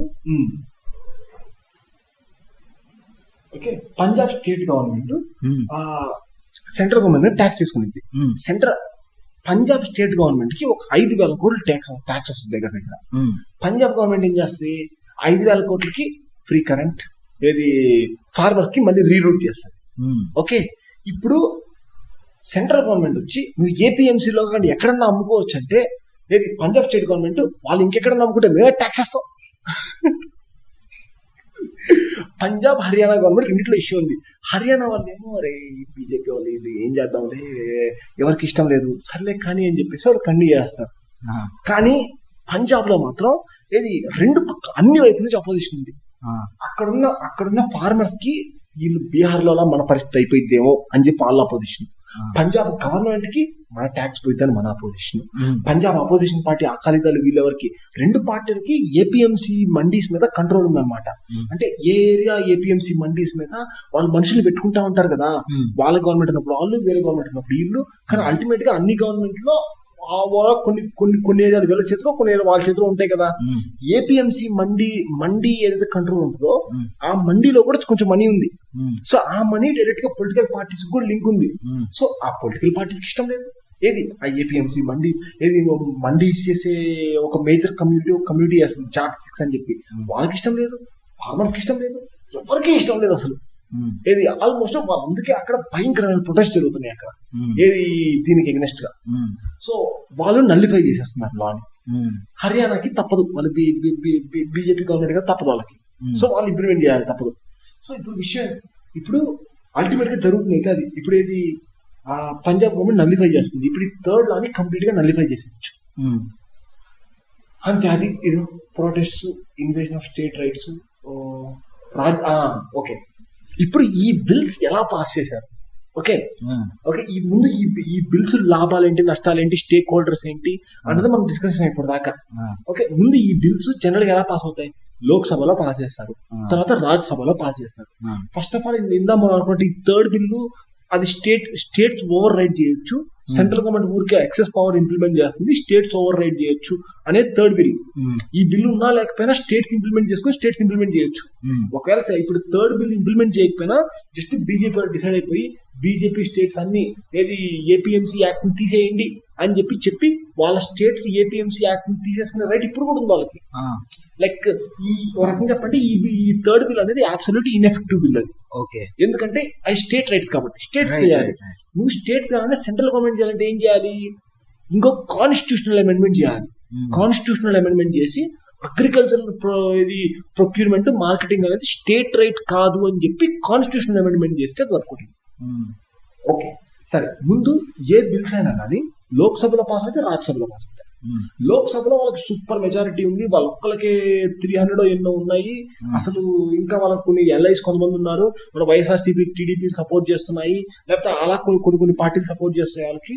ఇది మొత్తానికి వాళ్ళు లోక్సభలో ఈజీ అయిపోయింది. రాజ్యసభలో బీజేపీకి అంత మెజారిటీ లేదు. బీజేపీ ఎల్ఐ ఏది అకాలీదళకి పంజాబ్ లో ఇష్టం లేదు, వాళ్ళు బయటకు వచ్చారు. న్యూట్రల్ గా ఉన్న పార్టీస్ బీజేపీతో సైడ్ అవ్వాల్సిన అవసరం లేదు. అక్కడ ఫార్మర్స్ అందరూ ప్రొటెస్ట్ చేస్తున్నారు. ఎందుకు అది ఆ లాస్ మంచివా చెడువా ఇవన్నీ పక్కన పెడితే ఫార్మర్స్ వాళ్ళు మనకి ఎందుకని చెప్పి న్యూట్రల్ పార్టీస్ ఏది సపోర్ట్ చేయకుండా వదిలేయచ్చు చేస్తాయా చెయ్యవా ఏది అనే ఇష్యూ ఉంది, చేయకపోవచ్చు అని ఉంది. ఇప్పుడు బీజేపీ ఇక్కడ మెజారిటీ ఉందా లేదా అన్నది ఒక చిన్న డౌట్ ఉందన్నమాట. ఇప్పుడు అలాంటి టైంలో అఫ్ కోర్స్ ఈ బిల్స్ పాస్ చేసినప్పుడు పార్లమెంట్ లో గొడవలు జరుగుతాయి. అసలు మన పార్లమెంట్ ద మోస్ట్ డీసెంట్ గా నడుస్తుంది, అందరికి తెలిసింది. అసలు ఆ డీసెన్సీ ఇక్కడ కనపడుతుంటది. ఏది ఇప్పుడు విషయం ఏంటంటే ఏది ఈ బిల్స్ ని వాయిస్ ఓట్ తో పాస్ చేస్తారు. వాయిస్ ఓట్ అంటే ఏంటంటే ఏది బ్రిటిష్ సిస్టమ్ నుంచి నాకు గుర్తు బిల్ పాస్ చేసి అందరూ ఒకేసారి అందరూ ఐఏఎస్ అన్నప్పుడు ఐఏఎస్ అంటారు, అనో అంటారు. ఆ ఎస్ సౌండ్ ఎక్కువ పడింది, ఆ ఎస్ పాస్ అంటారు. అది సో ఇది బ్రిటిష్ కాలం బిల్. ఇది తర్వాత ఏది వాయిస్ ఓట్ అంటారు దీన్ని. కాదు వాళ్ళు ఏఐ వాడి ఎంత ఏది ఎక్కువ సౌండ్ ఉందా అనేది వాళ్ళు కనబెడుతున్నారు. ఇప్పుడు ఈ చైర్మన్ మైక్ లో ఏఐ ఉందా? ఈ చైర్మన్ మైక్ లో ఏఐ ఉంది. ఇప్పుడు సరే ఇప్పుడు మైండ్ లో కాదు, కళ్ళజోడులో ఉంది అక్కడ, దాని మీద కనిపిస్తుంది. ఇప్పుడు ఆ ఏఐ ఎలా ఇంప్లిమెంట్ చేస్తున్నాడో చూద్దాం. The question is the farmers produce fuel and farmers promotion legislation bill 2020 passed by the Lok Sabha is taken to consideration. Those in favor will raise their hands and say aye. Those against will raise their hands and say no. I think the ayes have it, the ayes have it, the ayes have it. I think eyes have it, I think eyes have it అయిపోయింది. Wow, this is democracy. Okay, so ఇప్పుడు వీళ్ళల్లో ఒక్కళ్ళు voice vote request చేసినా అది vote count చేయాలి. వీళ్ళలో ఇప్పుడు వీళ్ళు ఎస్ఆర్ నో చెప్తారు, వాయిస్ ఓట్ అది ఓకే. తర్వాత మళ్ళీ ఎవరో ఒకరు కాదు మాకు ఓటింగ్ కౌంట్ కావాలి అన్నారనుకో, దానికి ఖచ్చితంగా కౌంట్ పెట్టాలి. ఇప్పుడు ఏంది, వీళ్ళు ఒక పక్క నుంచి మాకు కౌంట్ కావాలని చెప్పి అసలు స్టార్టింగ్ నుంచి డిమాండ్ చేస్తున్నారు. ఓకే, ఇప్పుడు వీడు అపోజిషన్ ఎమ్మెల్యే, వీడు అపోజిషన్ ఎంపీ, ఇంకో అపోజిషన్ ఎంపీ సీట్లో ఉన్నాయి. ఇప్పుడు ఏంటంటారు వీళ్ళు ఏమన్నారంటే, డిమాండ్ చేసే వాళ్ళు వాళ్ళ సీట్లలో లేరు కాబట్టి మేము ఓట్ కౌంట్కి వెళ్ళలేదు. కానీ వీడియోలో క్లియర్ గా ఇద్దరు ముగ్గురు వాళ్ళ సీట్ లో ఉండే ఓట్ కౌంట్ డిమాండ్ చేస్తున్నారు. రైట్. సో ఇప్పుడు ఏంటంటే ఈ బిల్లుకి అసలు మెజారిటీ సపోర్ట్ ఉందా లేదా అన్న విషయం ఎవరికి తెలియదు. ఆ బిల్లు రాజ్యసభలో చెల్లిపోయింది, ఏది ప్రెసిడెంట్ పాస్ చేశాడు. ఇప్పుడు సుప్రీంకోర్టుకి వెళ్ళాలా, ఎవరి దగ్గరికి వెళ్ళాలని ఎవరికి తెలియదు ప్రస్తుతానికి. ఆ బిల్లు పాస్ అయిపోయింది, వాయిస్ తో పాస్ అయిపోయింది. #Democracy. Wow, already banana democracy. ఆ బనానా డెమోక్రసీలో ఎక్స్ట్రా బనానా ఇది వరకు. నీకు రాజ్యసభ అంటే చెప్పా కదా, రాజ్యసభ అంటే ఆల్రెడీ ఉన్న పార్టీలు స్టేట్ గవర్నమెంట్లు ఏవైతే ఉన్నాయో స్టేట్ గవర్నమెంట్ రిప్రజెంట్ చేస్తూ స్టేట్ గవర్నమెంట్స్ కొన్ని పీపుల్ పంపిస్తారు. అవును. సో అంటే ఒక రకంగా చెప్పాలంటే రాజ్యసభ, రాజ్యం అంటే స్టేట్స్. ఓకే, స్టేట్ రైట్స్ ని ఎన్ఫోర్స్ చేసే సభలో ఓటింగ్ పెట్టకుండా బిల్ పాస్ చేస్తారు. సో ఇంకా ఫ్యూచర్ లో ఎన్ని లాస్ ఇలా చేస్తారో. ఇప్పుడు దీని ఎగ్జాంపుల్ ఇప్పటిదాకా ఎన్ని చేశారు. ఇంకా ఈ మధ్య అంటే మంచిగా నెట్ ఉంది, యూట్యూబ్ ఉంది కాబట్టి ఇవన్నీ పర్మనెంట్ గా రికార్డ్ అయిపోయి ఉన్నాయి. ఎగ్జాక్ట్లీ 2000 కన్నా ముందు సంగతి ఏంది ఎవరికి తెలుసు. అంతే విషయం అదే. సరే ఇప్పుడు అల్టిమేట్లీ మ్యాటర్ అయితే ఇది అసలు బిల్లు పాస్ అయిందా లేదా అన్న విషయం ఎవరికి తెలియదు. ఓకే, ఇందా నేను బీహార్ గురించి చెప్పాను కదా, ఆ బీహార్ గురించి చెప్పిన దానిలో ఈ స్టడీలో నుంచి చెప్పాను కోట్ చేసి. ఓకే, ఆల్మోస్ట్ 121 పేజ్ రిపోర్ట్ ఇది. ఇది యూకే నుంచి వచ్చిన ఒక కంపెనీ ఇది బీహార్ లో ఏం జరుగుతుంది అన్నట్లు దాని మీద ఇన్వెస్ట్ చేసింది. ఇది దాని మీద ఒక పెద్ద స్టడీ చేసింది. 2019 లో చేసిన స్టడీ. ఓకే, సో దీనిలో నుంచి కొన్ని స్నిప్పెట్స్ నేను తీసాను. ఇందులో నుంచి స్పెసిఫిక్ గా కొన్ని snippets. Okay, despite the abolition of the Agriculture Private Market Committee in the Act in 2016, private investment in creation of the new markets and strengthening facilities in the existing ones did not take place in Bihar. మనం ఇందాకే అనుకున్నాం ఇది useless. Study useless, మనకి study useless. అవును, ఇప్పుడు కాదు, ఇప్పుడు hoarding తీస్తారు, కాంట్రాక్ట్ ఫార్మింగ్ పెట్టారు. కాదు కాదు సో government- కాదు ప్రైవేట్ ఇన్వెస్టర్స్ కి ఇప్పుడు రీజన్ ఉంది, ఇంతకు ముందు అవి లేవు కాబట్టి సరే, కాదు కాదు. వాళ్ళు ఇన్ఫ్రాస్ట్రక్చర్ కట్టించినా సరే అది వాళ్ళు useless. ఓటు చేయలేరు కాబట్టి వేస్ట్ అయిపోతుంది. ఓకే అవును సరే సో ఇప్పుడు ఇది relevant. Strengthening facilities of the existing one అది రిలవెంట్, అది చేయలేదు కనీసం. Strengthening facilities of the existing ones. Okay government invest చేయలేదు అనేది ఇంపార్టెంట్. ఓకే అది కూడా క్లియర్ ఉంది. ఓకే సో యా అంతే. ఓకే అవును అది అది కొంచెం ఇంకా ప్రైవేట్ ఇన్వెస్ట్మెంట్ రావడానికి ఇంకా కంప్లీట్ గా ఇవ్వలేదు అప్పుడు. అవును యా సో ఈ అంతే. సో అది ఓ రకంగా గవర్నమెంట్ ఇన్వెస్ట్ చేయలేదు దానికి ఇది ఈ స్టడీ నుంచి కొన్ని కోట్ చేసి మనం. ఓకే ఓకే కొంతమంది ఏమంటారంటే గవర్నమెంట్ ప్రైవేట్ వాళ్ళు కొనేటప్పుడు వాళ్ళు ఎంఎస్పీ కన్నా తక్కువ ప్రైస్ కొనకూడదు అని చెప్పి లాస్ ఎందుకు పాస్ చేయకూడదు అని చెప్పి డిమాండ్ ఇప్పుడు కొంతమంది. ఆల్రెడీ ఎంఎస్పీనే ఒక స్టూపిడ్ లా, వీళ్ళు వచ్చి సగం ప్రైవేటైజ్ చేస్తారు, ఆ సగం ప్రైవేటైజేషన్ లో మళ్ళీ వీళ్ళు ఎంఎస్పీ ఇంక్లూడ్ చేస్తారు. ఇవన్నీ గవర్నమెంట్ థింగ్స్ అసలు. ఇవన్నీ గవర్నమెంట్ ఎంత సుల్లు పనులు చేయడానికి నెంబర్ 1 ప్రతి విషయం. అసలు ఆ చిక్కులు వాళ్ళు కూడా తీయలేరు. విషయం ఏంటంటే ఈ ఫార్మర్సే మళ్ళీ డిమాండ్ చేస్తున్నారు. ఈ ఫార్మర్సే ప్రైవేట్ వాళ్ళు ఎంఎస్పీ కన్నా తక్కువ కూడదని రూల్ ఎందుకు పాస్ చేయకూడదు అంటారు ఫార్మర్స్. సో లైక్ కొంతమంది ఫార్మర్ చేశారు, కొంతమంది దీన్ని ఏమంటారు లైక్ వీళ్ళు కొంతమంది లెఫ్టిస్ట్ పీపుల్ కూడా ఇది ఇలాంటి డిమాండ్ చేస్తా ఇంకో సపోర్ట్ చేస్తా ఉంటారు. ఫార్మర్స్ కి రైట్స్ ఆగాగు నీకు ఎగ్జాక్ట్ గా ఇప్పుడు అవును ఎంఎస్పి కన్నా తక్కువ రేట్ కి ప్రైవేట్ కంపెనీస్ కొనకూడదు అనడానికి ప్రాబ్లం ఏంటి? ఇప్పుడు ఫార్మర్స్ కి ఇప్పుడు అది డిమాండ్ చేస్తున్నారు వాళ్ళు అని చెప్పి నువ్వు అదేదో అన్రీజనబుల్ గా మాట్లాడుతున్నారని నువ్వు అది కాదు అది నేను అన్రీజనబుల్ అని ఇన్ఫర్ చేయట్లేదు, కానీ ఈ సిస్టమ్ ఎంత స్టూపిడో మాట్లాడుతున్నాను నేను అసలు. రైట్ నీ పాయింట్ దానికన్నా అది జరగకూడదని కాదు. ఓకే కానీ దీన్ని ఏమంటారు ఇప్పుడు ఫస్ట్ ఆఫ్ ఆల్ అసలు ఎంఎస్పీ కన్నా తక్కువ కొనకూడదు అనే లా అనేది కొంచెం ఎంఎస్పీ కన్నా 20% కన్నా తగ్గకూడదు సంథింగ్ అలాంటి లిమిటేషన్ ఏదైనా పెట్టచ్చు.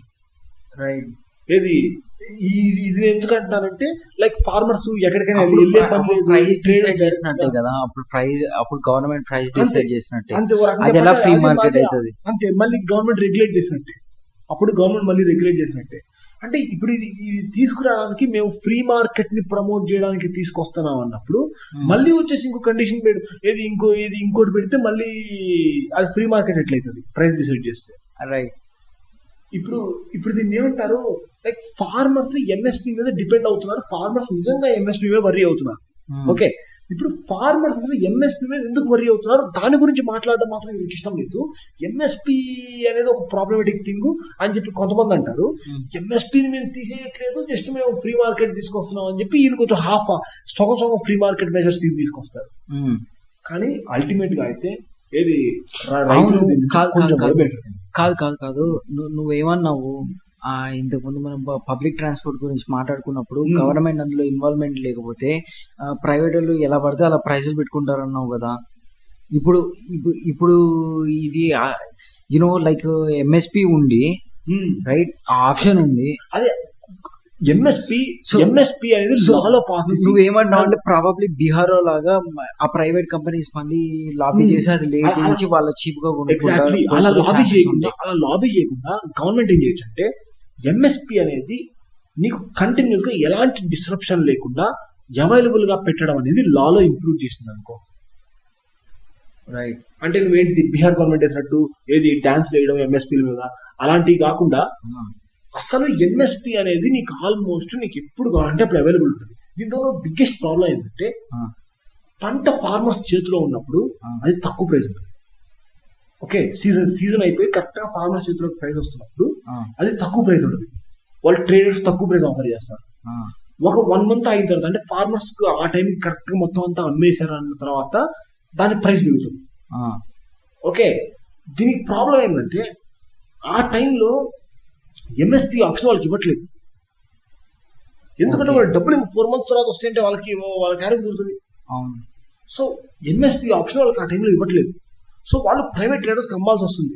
అదే న్యాచురల్ గా వాళ్ళు తక్కువ ప్రైస్ కి డిస్ట్రెస్ సేల్స్ చేస్తున్నారు. ఇది నువ్వు కాతే ఇంకోటి అమ్ముతారు తక్కువకి అనే సిచ్యువేషన్ తీసుకొచ్చి డిస్ట్రెస్ సేల్ చేస్తున్నారు.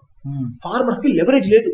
అంటే ఏంటిది, నేను నీకు డబ్బులు ఇవ్వకపోయినా పర్లేదు, నేను దాచిపెట్టుకుని నేను ఉంటాను దీని మీద కూర్చుంటా అనే ఇది లేదు ఫార్మర్స్ కి. ఆప్షన్ లేదు. సో ఇప్పుడు ఇల్లీగల్ హోల్డింగ్ రాది, క్రిమినల్స్ అయిపోతారు వాళ్ళు. మళ్ళీ అదోటి చేస్తే మళ్ళీ క్రిమినల్స్ అయిపోతారు. ఎట్లాది మరి దేవుడా, రియల్ క్రైమ్ అది. అది కూడా ఒకవేళ పొరపాటున ఫార్మర్స్ అందరూ కొంచెం యునైట్ అయ్యి మనం ఎవరు ఇవ్వద్దు రూపాయలు దాచిపెట్టుకున్నారు అనుకో, ప్రైవేట్ రేటర్స్ ఏం చేస్తారు, అంతకుముందు గవర్నమెంట్ ని ఎంఎస్పీ లేట్ చేయమని లాబీ చేశారు. తర్వాత ఏం చేస్తారు, వాళ్ళు హోర్డింగ్ చేస్తున్నారు, ఇల్లీగల్ హోర్డింగ్ అని చెప్పి వెళ్ళి పోలీసులు పంపిమంటారు. అయిపోయింది. నీకు అల్టిమేట్ గా థ్యాంక్ గాడ్ ఇప్పుడు అది పోయింది. కానీ ఇంకా ఎక్స్ట్రా 2 ఉన్నాయి. ఇంకా ఉన్నాయి, ఇంకా అక్కడ ఎక్స్ట్రా 2 థింగ్స్ ఉన్నాయి. అవి కార్పొరేషన్స్ కి బెనిఫిట్ అవుతాయి. ఎగ్జాక్ట్లీ. సో ఇప్పుడు కార్పొరేషన్స్ కి బెనిఫిట్ అవ్వడం very democratic socialist like. Corporations కి బెనిఫిట్ అవ్వడం ప్రాబ్లం కాదు, కానీ నువ్వు ఎవరిని బస్ కింద పడేస్తున్నావు, అది ప్రాబ్లం. సో అది at the end of the day ఈ ఫార్మ్ బిల్స్ వీళ్ళు వచ్చేసి మేము హిస్టారిక్ థింగ్ చేసేస్తున్నాం అని చెప్పి గుండెలు బాధేసుకుని చేసి ఫార్మర్స్ కి బెనిఫిట్ అయిపోతారు, అది అయిపోతారు అసలు మొత్తం ఎంత చేస్తే like really do you think they are going to benefit anything from it? I don't think so, man. నాకు వరింగ్ సైన్స్ కనిపిస్తున్నాయి. ఎస్పెషల్ ఆ 2 ఎక్స్ట్రా లాస్ ఉన్నాయి, కాంట్రాక్ట్ ఫార్మింగ్. ఇప్పటి వరకు ఏపీఎంసీ లాలో ప్రాబ్లం లేదు, కానీ అది ఇంప్లిమెంట్ చేసిన తర్వాత ఏంటి, గవర్నమెంట్ ఇంక ఇన్వాల్వ్ అవ్వదా? ఇప్పుడు ఏంటిది, వాళ్ళు ఏమంటారు, అమ్మ మీరు కూడా మార్కెట్లో ఇన్వెస్ట్ చేసేస్తే లైక్ మీరు కూడా మాకు కాంపిటీషన్ లా పెట్టి గవర్నమెంట్ ఏం చేస్తుంది, అసలు ఆల్మోస్ట్ గవర్నమెంట్ మండీస్ లో నీకు ట్రాన్సాక్షన్ కాస్ట్ తక్కువ ఉంటాయి, ట్రాన్సాక్షన్ కాస్ట్ ఉండవు. కానీ అక్కడ గవర్నమెంట్ మండీస్ తో ఉన్న ప్రాబ్లం ఏంటంటే అక్కడ లోకల్ గా ఉన్న కమిషన్ ఏజెంట్స్ తీసుకుంటారు 5% ఇలాంటి కమిషన్స్ తీసుకుంటారు వాళ్ళు. మామూలుగా రూల్లో అయితే 0.5% అంతకని తీసుకోకూడదు, 5% అట్లా తీసుకుంటారు. నువ్వు ప్రైవేట్ మార్కెట్ పెట్టినా ప్రైవేట్ మార్కెట్ లో ట్రాన్సాక్షన్ కాస్ట్ అనే పేరు పెట్టి ఫార్మర్ దగ్గర ట్రేడర్ దగ్గర ఇద్దరి దగ్గర తీసుకుంటున్నారు ప్రైవేట్ మార్కెట్ లో వాళ్ళు. బీహార్ లో అయితే అట్లీస్ట్ బీహార్ లో ఉన్న ప్రైవేట్ మార్కెట్స్ కి ప్రైవేట్ మార్కెట్ లో ట్రాన్సాక్షన్ కాస్ట్ చేస్తాయి, గవర్నమెంట్ ట్రాన్సాక్షన్ కాస్ట్ చేయదు కదా. లోకల్ కమిషన్ ఏజెంట్లు ₹2 దుబ్బేస్తారు. అంటే నీ ₹2 దుబ్బేస్తారని ప్రాబ్లం అయితే నువ్వు గవర్నమెంట్ కమిషన్ లేకుండా ఏది లైక్ ఇన్వెస్ట్ చేసే మార్కెట్స్ అనేవి ఇన్వెస్ట్ చేయడం ఆపేస్తే ఆపేయడం ప్రాబ్లం. సో ఇప్పుడు గవర్నమెంట్ ఇన్వెస్ట్ చేస్తుంది అనుకో, ప్రైవేట్ అని అంటారు మీరు ఇన్వెస్ట్ చేస్తే మాకే లాభం వస్తుంది. సో వాళ్ళు ఆపేస్తారు ఇన్వెస్ట్మెంట్. రైట్, అవును. So I don't see any like win-win here. I can only see lose. కాదు నువ్వు అది ఎలాంటి దానిలో అయినా both private and government 2 compete అయ్యి ఎలాంటి ఫీల్డ్ లో అయినా నువ్వు ఆర్గ్యుమెంట్ తీసుకురావచ్చు. ఎగ్జాక్ట్లీ, అవును ఎగ్జాక్ట్లీ, అవును. ఇప్పుడు ఫర్ ఎగ్జాంపుల్ ఇప్పుడు అవును పబ్లిక్ ఇన్వెస్ట్మెంట్ అనేది ఇంటెన్షనల్ గా ఆపేసే లీవే అనేది ఇది పెట్టడానికి ఆల్వేస్ ఛాన్స్ ఉంది ఇప్పుడు. కానీ నువ్వు పబ్లిక్ ఇన్వెస్ట్మెంట్ పెట్టకుండా ఉండడానికి కనీసం నువ్వు ఏదైనా లా కానీ ఏదైనా ఇన్వెస్ట్ ఏదైనా పెడుతున్నావు, నువ్వు ఏదైనా కనీసం ఏదైనా చేస్తావు, నువ్వు పబ్లిక్ ఇన్వెస్ట్మెంట్ ఆపేవని చెప్పి. సరే, ఇంకొక మేజర్ రీజన్, ఇండియాలో పర్ ఏకర్ ప్రొడక్టివిటీ అనేది తక్కువ. ఓకే, అంటే ఒక ఆస్ట్రేలియా కానీ ఇంకో చోట కానీ ఒక పర్ ఏకర్ ప్రొడక్టివిటీ చూస్తే ఇండియాలో తక్కువ. ఇప్పుడు పర్ ఏకర్ ప్రొడక్టివిటీ పెంచడానికి అగ్రికల్చర్ రీసెర్చ్ మీద గవర్నమెంట్ ఇన్వెస్ట్ చేయదు. ఇండియాలో అగ్రికల్చర్ జీడిపితో పోలిస్తే 0.5% ఉండదు. కొన్ని మనకన్నా డెవలప్డ్ కంట్రీసే అగ్రికల్చర్ ఇది లైక్ పబ్లిక్ అగ్రికల్చర్ రీసెర్చ్ అనేది ఎంతో కొంత ఇన్వెస్ట్ చేస్తున్నారు, మనం మాత్రం ఇన్వెస్ట్ చేయం. ఒక రకంగా చెప్పాలంటే అది ఇన్వెస్ట్ చేస్తే మనకి పర్ ఏకర్ ఈల్డ్ పెరుగుతుంది. అంటే అది కొంచెం రియల్ బెనిఫిట్ ఇస్తుంది ఫార్మర్స్ కి. పబ్లిక్ అగ్రికల్చర్ లో పబ్లిక్ రీసెర్చ్ లో ఇన్వెస్ట్ చేస్తే మనం ఆల్రెడీ దీని గురించి అనుకున్నాం ఒకసారి. పబ్లిక్ రీసెర్చ్ మీద ఇన్వెస్ట్ చేస్తే, రీసెర్చ్ ఆ పేటెంట్స్ ని పబ్లిక్ చేస్తే అసలు ఫార్మర్స్ కి మస్తు బెనిఫిట్ అవుతుంది. దానివల్ల అల్టిమేట్ గా కన్స్యూమర్స్ కి బాగా బెనిఫిట్ అవుతుంది, నార్మల్ యూజర్స్ కి. సో ఇప్పుడు పబ్లిక్ ఇన్వెస్ట్మెంట్ మీద రీసెర్చ్ చేయడం, ఏది రీసెర్చ్ గురించి మాత్రం ఎప్పటికీ ఏ మాటలు లేదు. కానీ ప్రైవేట్ వాళ్ళు ఇన్వెస్ట్ చేస్తారు. ప్రైవేట్ వాళ్ళు దేని మీద ఇన్వెస్ట్ చేస్తున్నారు? వాళ్ళు కమర్షియల్ క్రాప్స్ అని దేన్నైతే అనుకుంటారో దాని మీద ఇన్వెస్ట్ చేస్తారు. కొన్ని పర్టికులర్ సెట్ ఆఫ్ క్రాప్స్ మీద ఇన్వెస్ట్ చేస్తారు. వాళ్ళు ఇన్వెస్ట్ చేసేసి మరి వాళ్ళు పేటెంట్లు పెట్టుకుంటారు. పేటెంట్లు పెట్టేసుకొని వాళ్ళ సీడ్స్ అని చెప్పేసి వాళ్ళ సీడ్స్ దగ్గర నుంచి వాళ్ళు కొనుక్కుంటే మళ్ళీ ఫార్మర్స్ క్రాప్ ఏదైతే వచ్చిందో ఆ క్రాప్స్ లో సీడ్స్ ఏదైనా వస్తే మళ్ళీ అవి కూడా ఫార్మర్స్ ఓన్డ్ కాదు, అది మా ఇంటలెక్చువల్ ప్రాపర్టీతో మీరు సీడ్స్ కొనుక్కొని మీరు తయారు చేస్తున్నారు కాబట్టి అవి కూడా మాకే అంటారు. రైట్. సో నీకు పబ్లిక్ అగ్రికల్చర్ రీసెర్చ్ బాగా హెల్ప్ అవుతుంది, కానీ అది చేసే ఉద్దేశం ఎవరికి లేదు. దాని మీద డబ్బులు వేస్ట్ చేస్తే ఫ్రీబీస్ ఎట్లా ఇస్తారు? అవునులే, ఫ్రీబీస్ ఎట్లా ఇస్తారు?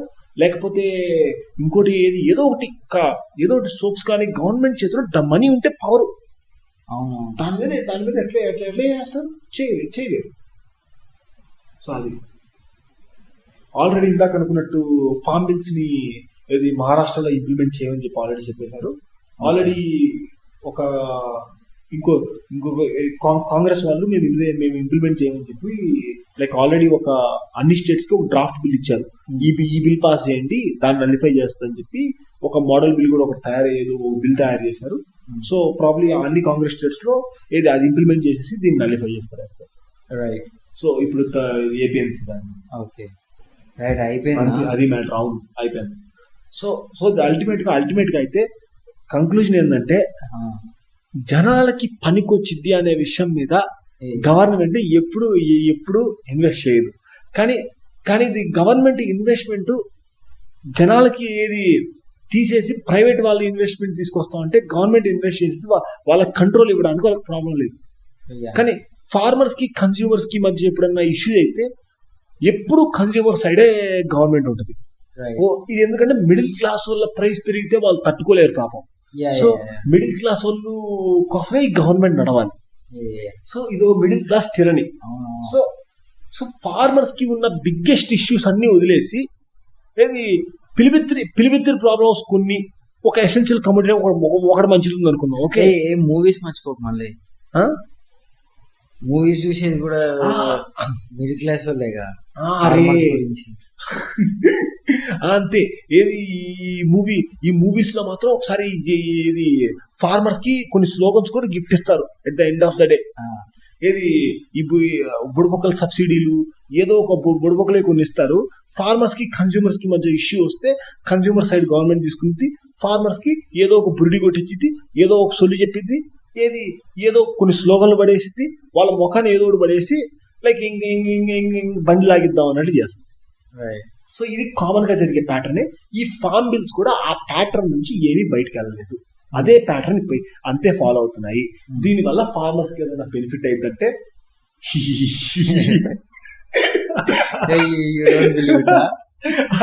I don't